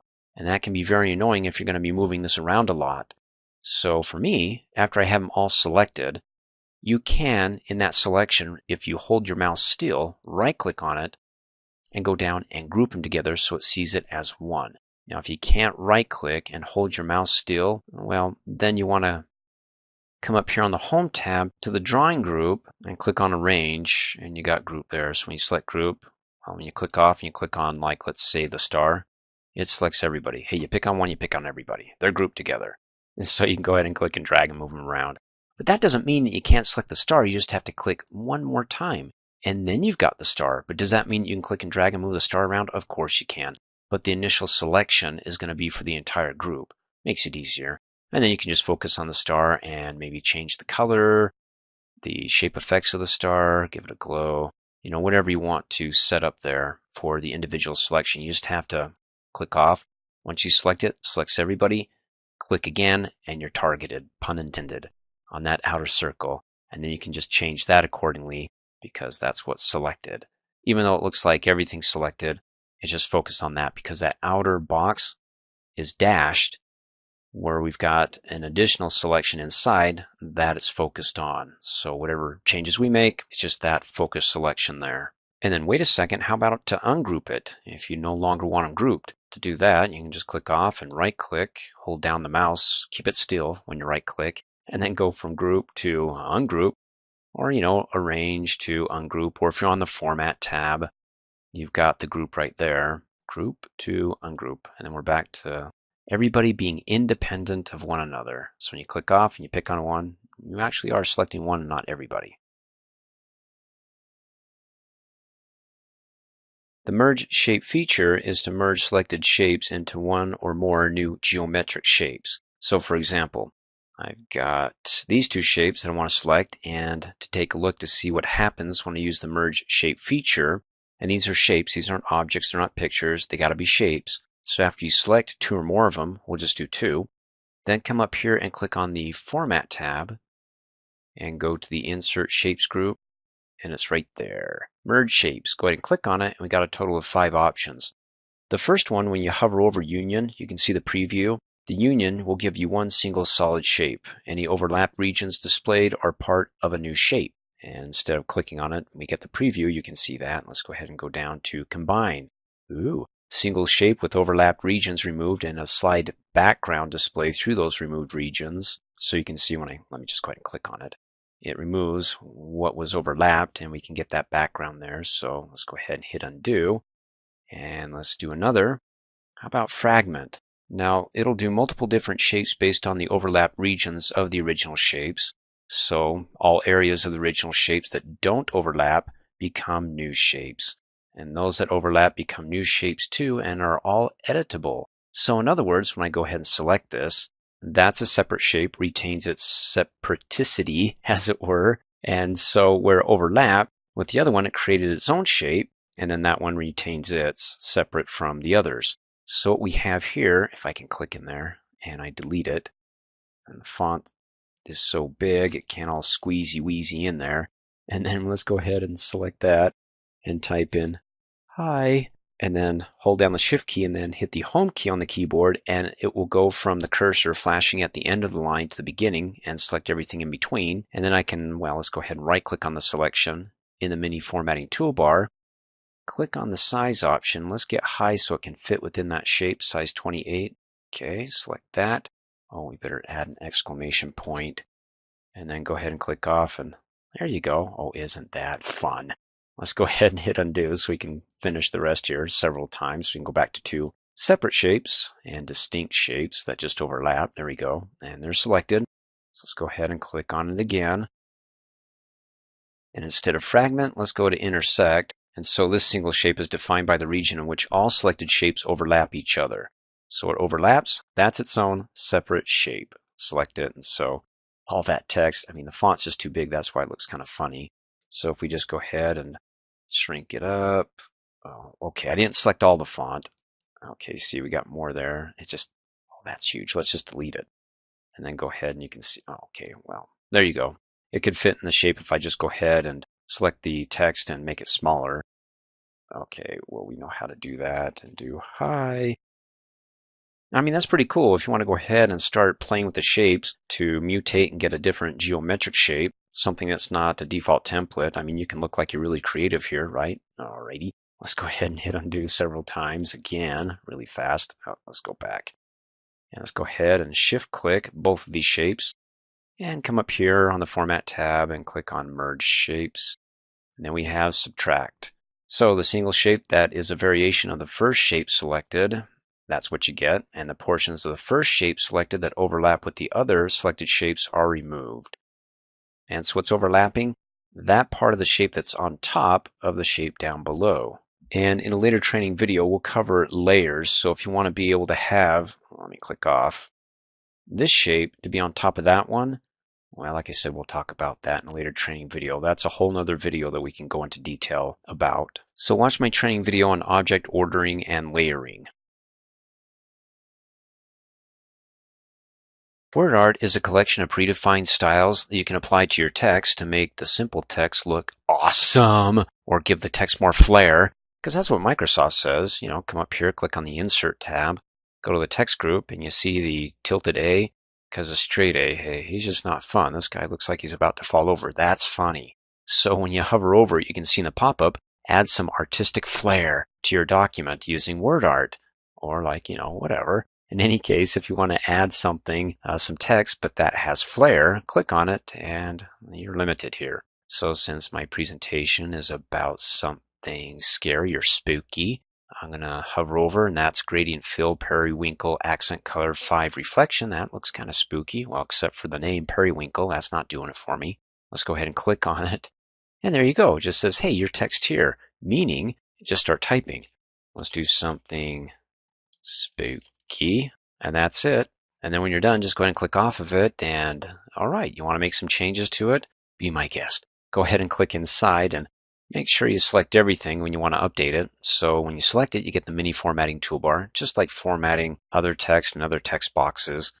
You know, you can click on and change the colors, go around, do something. You can see the preview of it when I'm hovering over a color like orange.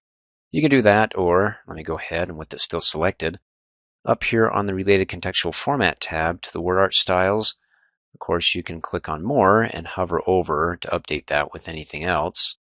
Let's go ahead and click off, or you can start from the beginning, like, okay, do you want the color that fills the text to be that color, or do you want to choose something else?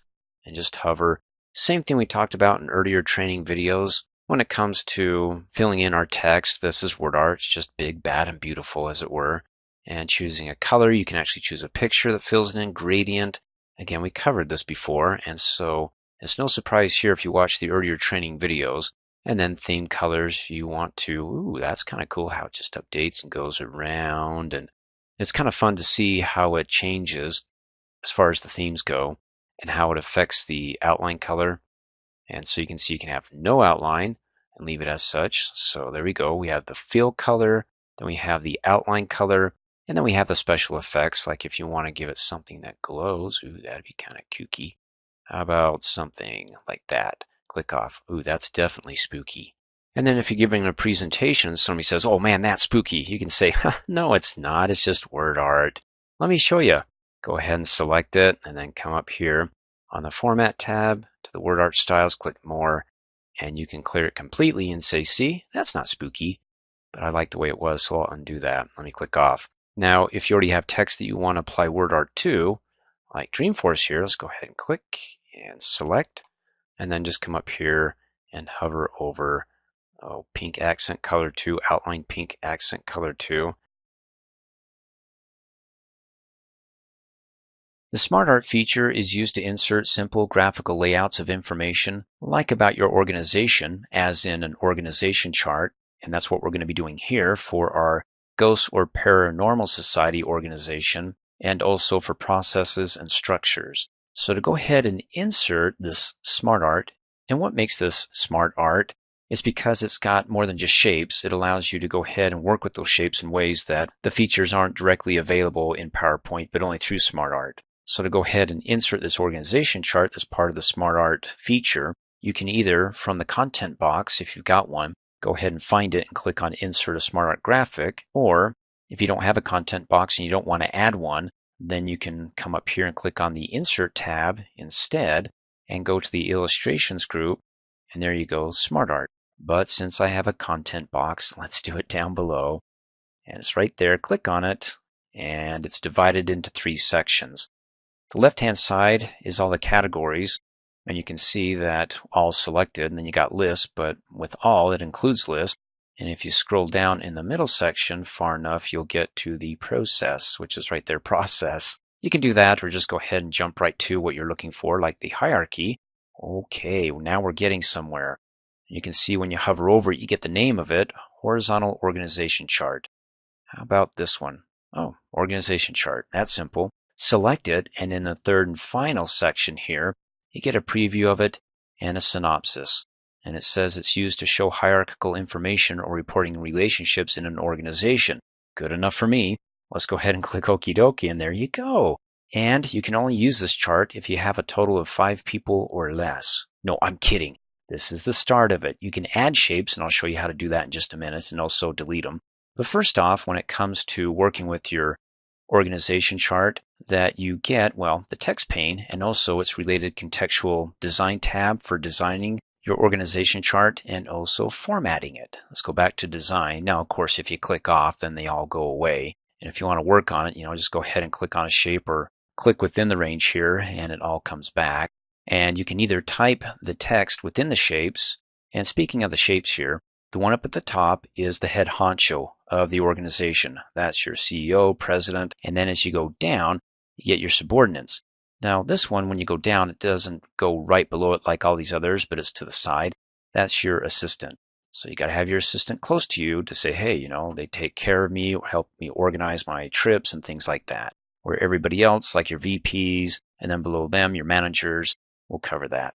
So you got your shapes. You can go ahead and click to insert or type in your text, or you can do it over here in the text pane. And the purpose of the text pane is that I'll show you is, let me come up here. It's on the design tab in the create graphic group right there. So when you click on it, it disappears. When you select it, highlight it, it reappears. You can also close out of it here, but then, hey, we need to bring it back so I can explain it.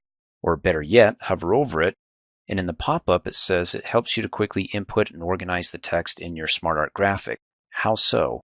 Well, when I come in here and I click in the first box and I want to type in my name, when I'm done, I can't hit the tab key because when I hit tab, it doesn't go to the next box. It just tabs within that shape. And so instead, I have to take my hands off the keyboard and go down to click into the next shape. And that's not efficient. Well, at least not for me. And so what this does over here is that if you've got the cursor flashing in there and you're typing it in, then to go to the next shape, you just have to hit the down arrow key. You see, you don't have to take your hands off the keyboard. We'll do both. Let's go ahead and click in the first shape and type in your name. And your name's got to be so big because it's not going to fit. No, I'm kidding. Just keep on typing because I do want my last name. And hey, looky there. It does what's called a best fit. It takes the text and it shrinks it until everything fits within that shape. And it updates all the other boxes to keep it looking uniform. So you don't get a teeny tiny name and everybody else has got their big names here. But if you do want to control this and say, well, everybody else is resizing, but I would like to make mine smaller or larger. Well, if you make it larger, it won't fit within the shape, but you can override it and click on the drop down arrow and shrink it up and see it's smaller. It doesn't affect the rest. In any case, I'm going to go ahead and hit undo because I like to keep it uniform. So at the end, when I want to go ahead and type in underneath my name, the title, to get underneath the name, you want to do what's called a soft return, because if you hit the enter key, known as a hard return in my Microsoft Word training videos, it's going to create a new shape at the same level as the other shape. So I've got one president, hit enter, it'll actually add another shape here, which we'll go over in just a minute, but not now. So hold down the shift key and hit enter ever so gently. No, just shift enter. That's a soft return.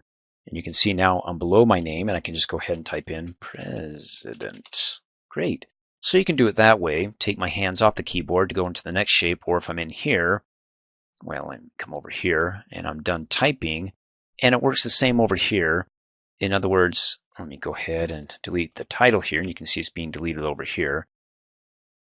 you can type in your name here, and then to be able to get the title below my name, don't hit the enter key, otherwise you'll create another bullet at the same level or the shape there. You really want to see, okay, fine, hit enter. See, that's horrifying. Nobody else should be at the same level as me or you, right? In any case, if you have the undo, you can undo that, or you can hit the backspace delete key. In any case, I hit the undo. That was quick for me. And then instead, hold down the shift key, hit enter to do a soft return, and then of course type in your title. And then to go down to the next box, which is the assistant, all I have to do is keep my hands on the keyboard and hit the down arrow key, because I'm focused over here working in the text pane, to continue on. And I don't have to, again, waste that time going from the keyboard to the mouse. This one's going to be then shift enter so I can add a title for doc. And then arrow key down, and I can just keep on typing and really whip through this here. And that's it. And so you can see how everything just was easy and quick, at least for my end, to enter it over here in the task pane instead of, clicking in each shape and then typing it in. So let's go ahead and go through additional features than just typing in, because up here on the design tab in the create graphic, we're going to be staying in this group here for a while. We want to learn how to add shapes and remove them. So let's go ahead and go through all these here, or at least those that we can, because the add bullet, as you can see in the pop-up, it's only available if the selected layout supports bulleted text, and this one doesn't. So we won't be covering that here. But if you want to add a shape, be mindful of what shape you have selected, because if you want to add a shape, it's going to be focused on this shape that you have selected. So I can add a shape above Kevin Sorbo, so he gets bumped down or demoted, or I can add a shape before or after him at the same level. So let's go see what kind of options we got here. So there's your add a shape after or before. Now, you see how they're all at the same level? You could say that this is your seniority, so whoever's on the left-hand side is the most senior VP, and then, go from left to right. So if you want to go ahead and add somebody else to the company who has been a VP and you're just now creating an organization chart, but they're more senior than Kevin, then you want to do before. So it shrinks everybody up because your SmartArt graphic is only yay big, right? You can go ahead and click and drag to resize it to make it a little bit bigger, but we only have so much space here on this slide. So now it's before it. You can come in here, select it, and then type in. There you go. And so we added them at the same level. And then let's come up here and see what other shapes we get. Now we have that shape selected. And if we come back up here and click on Add Shape, so you know before and after, how about a shape above? Well, if I do that, that's going to push him down. He's going to be demoted, and then I'd have to change it, say, well, I can't have you as a VP. That's the person above you. So with it selected, I can go ahead and hit the delete key, and he'll get bumped back up, so I can add the shape. Let's see, above, or, well, now I have Kevin Sorbo selected here. We can say instead of above, below. So instead of pushing him down and adding a shape above Kevin Sorbo, as you did with Mardi Gras, we actually have now a shape below him, and we can say that this is going to be. There we go. And then, hey, just for the sake of laughs here, let's go ahead and add one more shape below Mr. Humphreys, where maybe we can add an assistant to Kevin here. Come back up here, click on Add Shape, because besides from adding a shape at the same level before or after, or somebody above you or below you, you can have an assistant. Let's do that. So since it's an assistant, the assistant will keep close to the shape that you had selected and push everybody below you down, because your assistants work right with you.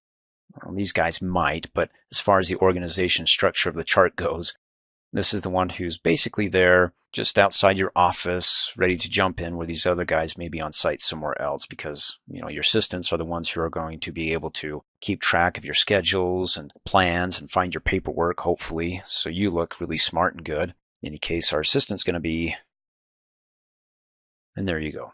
And then you can see over here in the text pane how it's being laid out. In fact, let's go ahead and close out of that. You don't need to see that. And then next, after we learn how to add our shapes, if you want to remove them, well, just go ahead and click on the box here and hit the delete key, and they're gone. But let's undo that and bring Shirley back. And then next, let's go ahead and go over promoting and demoting. So if I want to promote Shirley with her shape selected, click on Promote, and where does she go?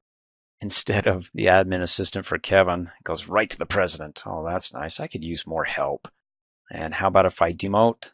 Well, it goes back to Kevin here. What about these other guys here? So if I go ahead and say, Willie, you haven't been doing a good job. Let me go ahead and demote you. It puts him down below Norman Price. Now, if you're like, he shouldn't be a subordinate to Norman Price, should be to Mardi Gras. Well, there's no way here to go ahead and click and drag and pull him over. So what you probably want to do is go ahead and just select Mardi Gras and then go ahead and add a shape below him. And then go ahead and, type in Willy Wonka over here, who's not a VP anymore, but maybe a manager. And then come over here and select Willy, hit the delete key, and there you go. So there's for your promotions and demotions. Now when it comes to right and left, you can switch the layout of the SmartArt graphic between left and right to left. So now so Norman Price is on the left-hand side. If I want to flip him over. Now he's on the right-hand side. It's kind of ghosting here. Let me click off. There we go. And so if I don't like the structure over on the right-hand side, we want to flip it back. Well, then we're back to where we started. And let's go ahead and select a shape here so we can finish this off, at least with the next step to moving up or down. Now, when it says moving up and down, it's actually left or right. So when it comes to seniority with the VPs from left to right, if Mardi Gras is now the senior VP, he should be at the farmost left. With him selected, let's go ahead and move him up. So then Norman Price gets bumped over. So if I take Norman and I move him down, he goes down, and then it's Kevin Sorbo. Now let's go ahead and move him up and keep it as such. Looks pretty good. And then finally your layout, go ahead and click on it. There's a standard layout, horizontally center and arrange the subordinate shapes below the selected shape. Well, let's do this below the selected shape. So let's go ahead and select Kevin Sorbo, click on layout. Standard, how about if we do left hanging? So everybody hangs to the left, including, well, the admin assistant was already there, but now the manager gets hanging to the left. We can change that and go back to standard, which now is just right below it, and you can just play with these and find out which layout works best for you. And in fact, in the layouts group, click on the more button, and wow, you could really rearrange this. And just hovering over it gives you a preview to see if that's what you'd like to see there. And ooh, I like that one, the architecture layout, because my name is really big. Isn't that great? In any case, we'll leave it as such. Let's click off. You can change the colors, maybe something more colorful. Well, colorful range accent colors 2 to 3. That's the name of that one. Go ahead and select it. Not too bad. And then you get these SmartArt styles, something to make it a little bit more shiny or intense. So that is. Moderate effect. Well, we'll keep that. What's this down here for 3D? Something polished. Well, go ahead and select and play with those. Let's go, before we learn about resetting or converting, let's go to the Format tab, because let's say for a particular shape, you don't want it to be like the others, or maybe dock because, same color for the assistant as the VPs. How about if we go ahead and do a shape fill, and we can hover over it and change the color. Ooh, that's kind of nice. Pink accent 2, darker 50%. You can also use one of the styles here. You're not going to be able to see it until it's done. Select. Okay, I'm going to go ahead and hit undo. I'll go with this one. That one's not bad. And you can also, select the text inside. Mini formatting toolbar to change it if you don't want white text. But you got to keep it light, because if it's too dark, you won't be able to see it. Now, after you make your changes, if you're like, you know what, I just wish I could go back to the way it was. Well, let's go ahead and click on the Design tab, and there you go. Reset graphic. Discard all the formatting changes made to the SmartArt graphic. And we're back to the plain blah, no color. But hey, we can just start over again, right? And then finally, let's go ahead and do something else. Let's go to slide 6. Well, in the same vein of our training here, that if you have some text you want to convert into a SmartArt, like the bulleted text, you've got the title, and then the supporting items, the list. Go ahead and click and drag and select it all. And then you can come up here on the Home tab, go to the Paragraph group, and you can do it right here, Convert to SmartArt Graphic. Click on it and choose one. You can hover over it, get a preview of it, and there's your org chart. Or how about this? Vertical chevron list. Sounds fancy. Select it. There you go. So there's your title now. Instead of on top, it's over on the chevron shape, and then everything else. And these ghosts are kind of getting in the way. And speaking of these ghosts, instead of doing it with text, I can also do it with shapes. Let's go ahead and hold down the Shift key and select all these guys here. Just come up here, click on the Format tab, and go to the Picture Styles group to Picture Layout. Click on that and find something that works for you. And I can't see it, the preview, so I'll just have to go with what I feel is right here. Circular picture callout. Select it, and hey, there you go. And we've got text here. Well, it's white against the ghost, and that's not going to work. So if I go ahead and type in and then hold down the Shift key and hit the Home key, it takes the cursor that was at the end and it goes all the way to the beginning of the text box and it selects everything in between. That's a shortcut key. I've got lots of them that you can learn in my word training video. So let's go ahead and right click on it to bring up the mini formatting toolbar, and oh, there we go. Change it from something. I could do blue and red. Let's just go with black. Oh, that kind of bleeds. You see how fun this is? Being creative. Green. All right. And you've got text over here. It's so tiny.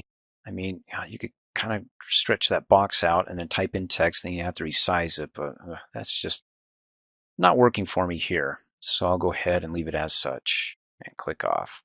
But in any case, you do get your options, and if you want to, you can go ahead and click and drag and resize it to make it a little bit bigger, as well as the individual shapes. I want to show you how you can modify your objects, shapes, and pictures, and in this example, we'll be working on this picture, but what you do here will be the exact same steps when it comes to working with other objects or shapes. And the first thing I want to go over is how to replace this picture or to swap it out without inserting a picture and then moving it right here and then trying to delete the one behind it so you can get it in the exact same position. Instead, just go ahead and right click on the picture, okay, without moving your mouse. So hold the mouse still and right click, and then you get a different shortcut menu. Then go ahead and go up to Change Picture, and you can change it out from a file on your computer, another picture, or from online. Let's do online. Click on it, and let's do something fun, and hit Enter. And then make sure you understand the Creative Commons licenses, so you use these pictures appropriately or as they're meant to be used. And hey, these guys look like they're having fun. Let's check that. Click on Insert, and there you go. Now notice how it came in more horizontally. It's not as wide, and the reason why is that because it would stretch it and not look proportionally correct, more distorted. And so it's in the same place, it just kept it in proportion. Let's go ahead and hit undo because I like these guys. They look like they're having a lot of intense fun. We'll keep them here. Next, I want to show you is how to crop the picture or cut out the extra space that you don't want to see or need. Like maybe the extra space over to the left-hand side of his elbow, below here, maybe to the right side of his head. So to crop, you can just go ahead and select the picture, come up here and click on the Format tab, go to the Size group, and click on Crop. Well, you also have it in a right click, and there's crop there as well. So either way, come up here, click on crop, and you get the black crop handles that when you click and pull one of them in, everything on the outside after you're done is going to be cut. So cutting room floor is where it's going to go. Click and drag those crop handles in. And then when we're done, go ahead and click on the crop button and it's cut out. And if you're like, oopsie doodle, didn't mean to do that, and you don't have the undo button available, well, just come back up here and click on crop and hey, it's still there. That image on the outside of it. So just go ahead and grab those crop handles and pull it back out to reveal more of your image, to not cut it out. And when you're done, go ahead and click on crop. Okay, next let's go over size and rotation. First of all, rotation. You can go ahead and do it one of many ways. Hover over the rotation handle until you can see a black arrow turning in on itself. You probably can't see it, but go ahead and try it on your computer there. And click and hold down the left mouse button, and then you can see that the black arrow turning in on itself is now four black arrows turning in on themselves that you can go ahead and tilt left, right, and whoa, we're in an intense game, look out, gunner, gunner, gunner. Or if you hold down the shift key and you tilt left, it goes in 15-degree increments, it looks like, and so we'll get it back to being flat again. Let go of the mouse and then the shift key. You can rotate it that way, or you can come up here on the Related Contextual Format tab and go to the Rotate Objects. Click on the drop-down arrow and you can flip it around. Well, that's rotating it. This is flipping vertically, horizontally. So now Dad's on the left-hand side as opposed to the right, and he's going left, and he's going right. Whoa, man, this game's wild. Or you can go to More Rotation Options, click on that, and whenever you see more, it just means that it's going to open up the task pane and give you more options, and it's right there amidst other things that we'll go over in just a minute. Rotation, if you want to do it numerically, like, hey, let's rotate it by 10 degrees. When it's positive, it goes right. When it's negative, it goes left. So add a negative and it flips it the other way. You can also use the spin dials, and I'll put it back to, or just type in 0 and hit enter. And then next, how about sizing it? Now you can do it freehand by hovering over one of these resizing handles here. So if I go in the upper right hand corner and until I can see arrows pointing in opposite directions and click and drag to push it in, pull it out, that looks good. You can do it that way, or if you want to do it up here on the Format tab in the Size group, you can do it numerically, use the spin dials, and when you do that, it keeps it in proportions. So when it adjusts the height, it also adjusts the width. So if I come up here and I type in 3.5, currently it's 5.47, but when I hit enter, the width now goes down to 5.17. And if you're like, well, I'd like to have it separate, where I can just have it the height not affecting the width, well, you can come down here and just hover over the top middle resizing handle and click and drag to push it down, and it doesn't keep it in proportion. These guys are really squished. Let me go ahead and hit undo. But if you don't want to do it freehand style, you want to do it numerically here, then with the task pane open, if it's closed out, just go ahead and click on the expandable dialog box button for the size group. But with it open, you want to come down here and uncheck lock aspect ratio. When you do that, it won't keep it in proportion when you use these spin dials here or type in a number. And well, it's right here as well in the task pane. So either way, up here, down below, it's the same. So if I go ahead and start decreasing the height, they get squished without keeping it in proportion to the width. So I can really squish these guys up. Whoa, they're so under pressure of having fun. And then if you're like, no, I don't like that, and you're trying to get back to the way it was, but you don't remember the exact height, width, and all that because you really messed it up. You probably didn't, but I have. You can come down here and click on the reset button, and it goes exactly back to the way it was, because when I hit undo, you can see the scaling height is 86% of its normal height. And now it's going up to almost 100% of the normal height, and it's at 91% of the normal width. So you can mess with percentages there if you like, but I'm going to reset it. And you can do it there, or if this task pane isn't open, let me go ahead and do this. You can come up here on the Format tab, go to the Adjust group, and click on Reset Picture, and go down to Reset Picture and Size. And you can see it's back to 100% of its normal height and width. Let's go ahead and close out of here and talk about movement. So with it selected, you can use the arrow keys on the keyboard by going up and going down. And if you hold down the Control key and use the up or down arrow key, it moves it in smaller increments, of course, left or right. And you can click and drag and use it with the mouse here to move it around and position it wherever you want on the slide. And if you want to get the exact position numerically and not freehand-wise on the slide, like you want it about 2 inches from the top left-hand corner and maybe 1.5 inches over from the top left-hand corner, so the vertically and horizontal positioning, we can just go ahead and right-click on the picture and go to Format Picture. It opens up the task pane, and we want to come over here and click on Size and Properties. With it closed, you could have come up here on the Format tab and click on its expandable dialog box button, and it brings up the size and properties here. In any case, in the size here, go down to where it says position and expand that, and that's what I'm talking about. So the horizontal position from the top left corner is over almost 1.5 inches, and then the vertical position is down, you see that right there, just beyond 2.5 inches. So you can go ahead and use the spin dial to reposition that just so, and instead of the top left hand corner, what other option do you have? Well, from the center. So from the center here, it's over 1.3 inches. Oh, that's not doing it for me, so let's go back to top left-hand corner. Okay, better. Okay, let's go ahead and close out of here. And let's talk about how to duplicate your picture here. And we went over this a little bit, but the shortcuts here in an earlier training video, you can, of course, right-click on it. And if you right-click and move your mouse at the same time, you can copy it here. So you got 2 now. You hit the delete key. You can also hold the mouse still and then right click, and you can copy or Control C and then Control V as in Victor to paste it, or right click without moving the mouse, right click, and you can also go ahead and paste it again. So we got quite a few. Let me hit delete, click and hit delete. You can also hold down the Control key and you get the plus sign next to the pointer, so when you click and drag, it moves the copy of the picture that we clicked on. And go ahead and let go of the mouse and let go of the Control key. And then let's go ahead and delete that. And then finally, with it selected, do Control D as in duplicate. the letter D, and that works as well. You can go ahead and resize that down and go, whoa, picture in picture. Let's go ahead and delete that. And next, I want to show you how you can remove the background or part of the picture by coming up here. Let's click on the Format tab, go to the Adjust group. There's Remove Background. Click on it. And everything that's in pink, when you click on Keep Changes, is going to be discarded. So what you see that's showing is what's going to be kept. So Keep Changes, and let's go ahead and go back to Remove Background again.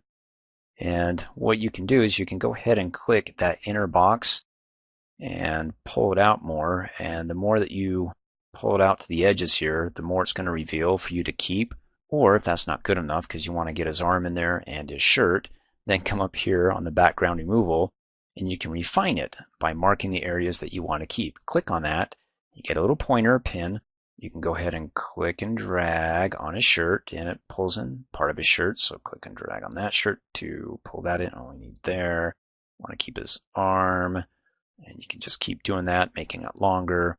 In any case, after you pulled in everything that you need or marked to be kept, and you're like, oh, I made a mistake here, well, then you can go ahead and click on Delete Mark and click on the marks that you want deleted. Now, if you want to remove extra areas, then click on Mark Areas to Remove and go ahead and mark them, like his shirt.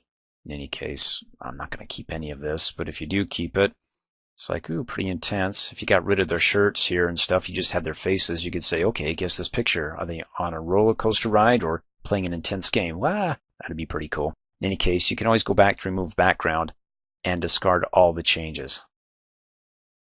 Okay, next, if you've got like 100 slides and a picture on every slide, the size of your file is going to be huge.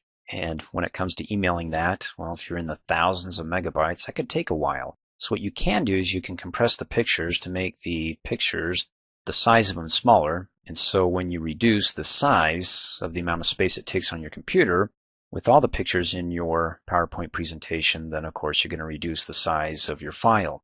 So to reduce or shrink or compress the pictures, come up here on the Format tab in the Adjust group, and it's right there. Click on Compress. Now the compression options is you can apply it only to this picture, but if you uncheck that, it'll apply to all the pictures throughout your entire presentation. And so the resolution, you can say use default, or if you want it to be high quality, that's 220 pixels per inch. It's excellent quality for printers. Or if you use email here, yeah, you can email it, but you may have pictures that look grainy. I'll go with default and click Okie dokie. Before I do that, you can delete cropped areas of the picture to be able to reduce the size of your file, your PowerPoint presentation file. And what that means is, you recall when we cropped part of our picture here, that we could go back and say, okay, let me go ahead and bring it back to the way it was. If you go ahead and delete the cropped area of the pictures, it's going to be permanent, and so you won't be able to go back and undo that. So maybe you don't want to. It's up to you. In any case, go ahead and click Okie dokie, and well, depending upon how many pictures you have in your presentation, it may take a few seconds, but that was fast, and it looks like the picture doesn't look grainy, so hey, works for me. And then finally, how about some picture styles? So come back up here on the Format tab to the Picture Styles group, and you got some preset options that when you hover over it, that's the reflected rounded rectangle. Click on it, and it's reflected and it's rounded. Click off. Well, I click off over here so you can see it. And select it again to bring up the Related Contextual Format tab. Click on More, and just hover over it to get some ideas. Or if you don't like any of that, click off. You're like, oh, how do I go back to normal? Well, there is no normal option here. So instead, go to the Adjust group and then click on the Reset Picture to reset picture and size, and we're back to where we started. So you can use the picture styles, or you can do a little bit of variation of your own, like the picture border could be pink accent to lighter 40%. Select that, and you can just, well, let me click off, barely see it. So if you want to make it thicker, then click on the border down to something weightier, like 6 point. Okay, now it's really thick.